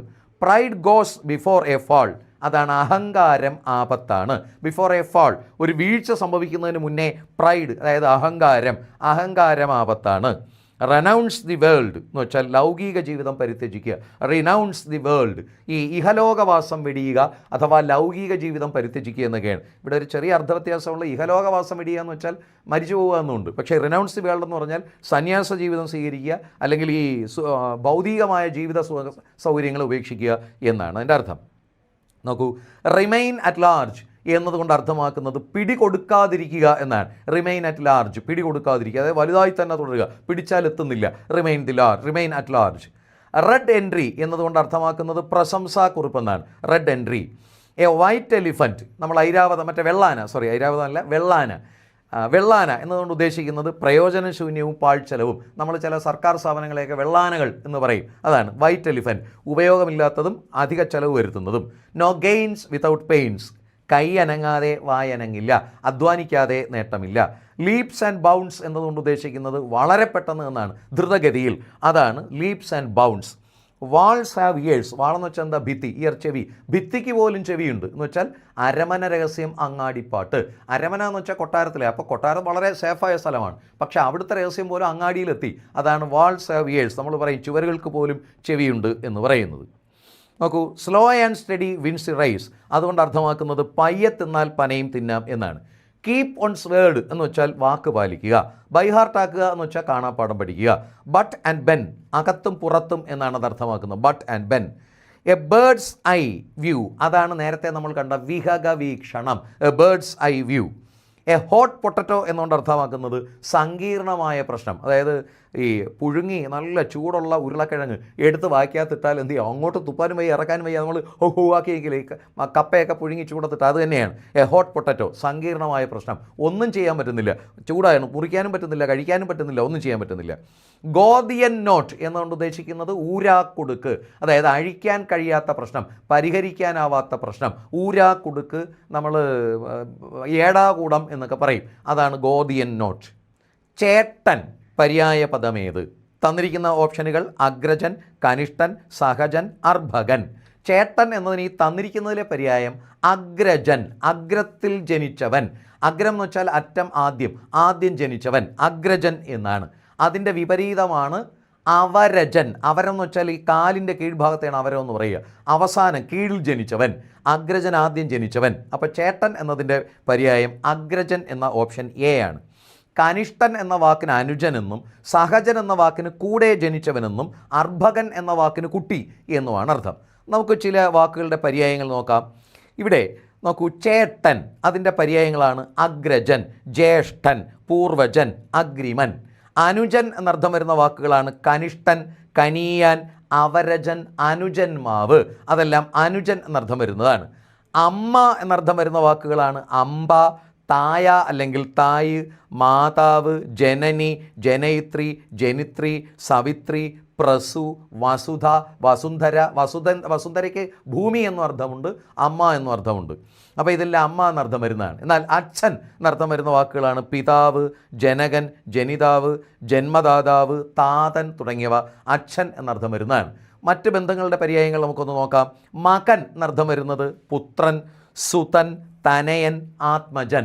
സുതൻ മകനാണ്, പക്ഷേ അത് ദീർഘിച്ച് സൂതൻ എന്നായാൽ തേരാളിയായി പോവും. സുതൻ മകൻ, സൂതൻ തേരാളി. പുത്രൻ, തനയൻ, ആത്മജൻ ഇതെല്ലാം മകൻ എന്നർത്ഥം വരുന്നതാണ്. മകൾ എന്നർത്ഥം വരുന്ന വാക്കുകളാണ് പുത്രി, സുത, തനയ, ആത്മജ തുടങ്ങിയവ. ഭാര്യ എന്നർത്ഥം വരുന്ന വാക്കുകൾ പത്നി, കളത്രം, കാന്ത, ദൈത, ജായ തുടങ്ങിയവയാണ്. കളത്രം എന്ന വാക്കിൻ്റെ അർത്ഥം കുലത്തെ ത്രാണനം ചെയ്യുന്നവൾ, വംശത്തെ രക്ഷിക്കുന്നവൾ. വംശത്തെ രക്ഷിക്കാൻ ഭാര്യ വേണമല്ലോ, അതുകൊണ്ടാണ് കുലത്തെ ത്രാണനം ചെയ്യുന്നവൾ കളത്രം. ഭർത്താവ് എന്നർത്ഥം വരുന്നതാണ് പതി, കാന്തൻ, ദൈതൻ, ധവൻ, വല്ലഭൻ എന്നെല്ലാം പറയുന്നത് ഭർത്താവ് എന്നർത്ഥം വരുന്നതാണ്. കുട്ടി എന്നർത്ഥം വരുന്ന വാക്കുകളാണ് ശിശു, അർഭകൻ, ഡിംഭൻ, പൃഥുകൻ തുടങ്ങിയവ. ശിശു, അർഭകൻ, അതാണ് അർഭകർ, കുട്ടികൾ എന്നർത്ഥത്തിൽ പറയുന്നത്. മറ്റൊരു ചോദ്യം നോക്കാം. മുഖം എന്ന പദത്തിന് പര്യായമായി വരുന്ന പദം കണ്ടെത്തുക. മുഖം. ആസ്യം, നസ്യം, ഭാഷ്യം, ഹാസ്യം. ഇതിൽ മുഖം എന്നർത്ഥം വരുന്നത് ഓപ്ഷൻ എ ആണ്, ആസ്യം. നസ്യം എന്ന വാക്കിൻ്റെ അർത്ഥം നാസികയിലൂടെ കയറ്റുന്ന, മൂക്കിലൂടെ, മറ്റേ മരുന്ന് ആയുർവേദ ചികിത്സ ഉണ്ടല്ലോ നസ്യം, മൂക്കിലൂടെ മരുന്നൊഴിക്കുന്നത്. ഭാഷ്യം എന്ന വാക്കിന് സംസാരമെന്നും ഹാസ്യം അതിന് തമാശ, ഹാസം നിറയ്ക്കുന്നത് എന്നുമാണ്. അപ്പോൾ മുഖം എന്നർത്ഥം വരുന്ന വാക്കാണ് ആസ്യം. മുഖത്തിൻ്റെ മറ്റ് പര്യായങ്ങളിലേക്ക് കടന്നാൽ മുഖത്തിൻ്റെ പര്യായങ്ങളാണ് ആസ്യം, ആനനം, വദനം, വക്ത്രം തുടങ്ങിയവ. തലയോട് എന്നർത്ഥം വരുന്ന വാക്കുകളാണ് കർപ്പരം, ഘർപ്പരം, കപാലം, കരോടി. ഇതെല്ലാം തലയോടാണ്. എന്നാൽ തല എന്നർത്ഥം വരുന്ന വാക്കുകളാണ് ശീർഷം, ശിരസ്, മസ്തകം, മൂർധാവ്, ഉത്തമാംഗം, മൗലി, ചൂടം, സാധിച്ചിട്ടടാ, അതാണ് ഇന്ദുചൂടൻ, ചന്ദ്രചൂടൻ എന്നൊക്കെ പറയുന്നത്. അതെല്ലാം തല എന്നർത്ഥം വരുന്നതാണ്. മൗലി എന്ന വാക്കിന് സ്വന്തമായത് എന്നാണ്. അതാണ് നമുക്ക് സ്വന്തമായതാണല്ലോ തല, അതുകൊണ്ടാണ് മൗലികാവകാശം, സ്വന്തമായ അവകാശം, മൗലികാഭിപ്രായം എന്നെല്ലാം പറയുന്നത്. ബുദ്ധി എന്നർത്ഥം വരുന്ന വാക്കുകളാണ് ധീ, മതി, പ്രജ്ഞ തുടങ്ങിയവ. മുഖത്തിൻ്റെ പര്യായങ്ങൾ വദനം, ആനനം, ആസ്യം, വക്ത്രം തുടങ്ങിയവയാണ്. വക്ത്രത്തിന് മുഖം, വായ, ചുണ്ട് എന്നെല്ലാം അർത്ഥമുണ്ട്. നെറ്റി എന്നർത്ഥം വരുന്നതാണ് ലലാടം, നിടിലം, ഫാലം. നെറ്റിയുടെ പര്യായങ്ങളാണ് ലലാടം, നിടിലം, ഫാലം എന്നുമുണ്ട്, ഫലിതത്തിൻ്റെ ഫ. കണ്ണ് എന്നർത്ഥം വരുന്ന വാക്കുകളാണ് നയനം, നേത്രം, ലോചനം, ദൃഷ്ടി, അക്ഷി, ചക്ഷുസ്, ഈക്ഷണം തുടങ്ങിയവ കണ്ണ് എന്നർത്ഥം വരുന്നതാണ്. പര്യായങ്ങളുമായി ബന്ധപ്പെട്ട് കുറച്ചേറെ വാക്കുകളാണ് നമ്മളൊന്ന് പരിചയപ്പെട്ടത്. പ്രത്യേകിച്ച് ശരീരഭാഗങ്ങളുടെ പര്യായങ്ങൾ നമ്മൾ ഒരുപാടെണ്ണം കണ്ടു. നമുക്കിനിയും ത്രയം സീരീസിൽ വൊക്കാബുലറി ചോദ്യങ്ങളുമായി കണ്ടുമുട്ടാം. കാത്തിരിക്കുക, കാണുക, സബ്സ്ക്രൈബ് ചെയ്യുക.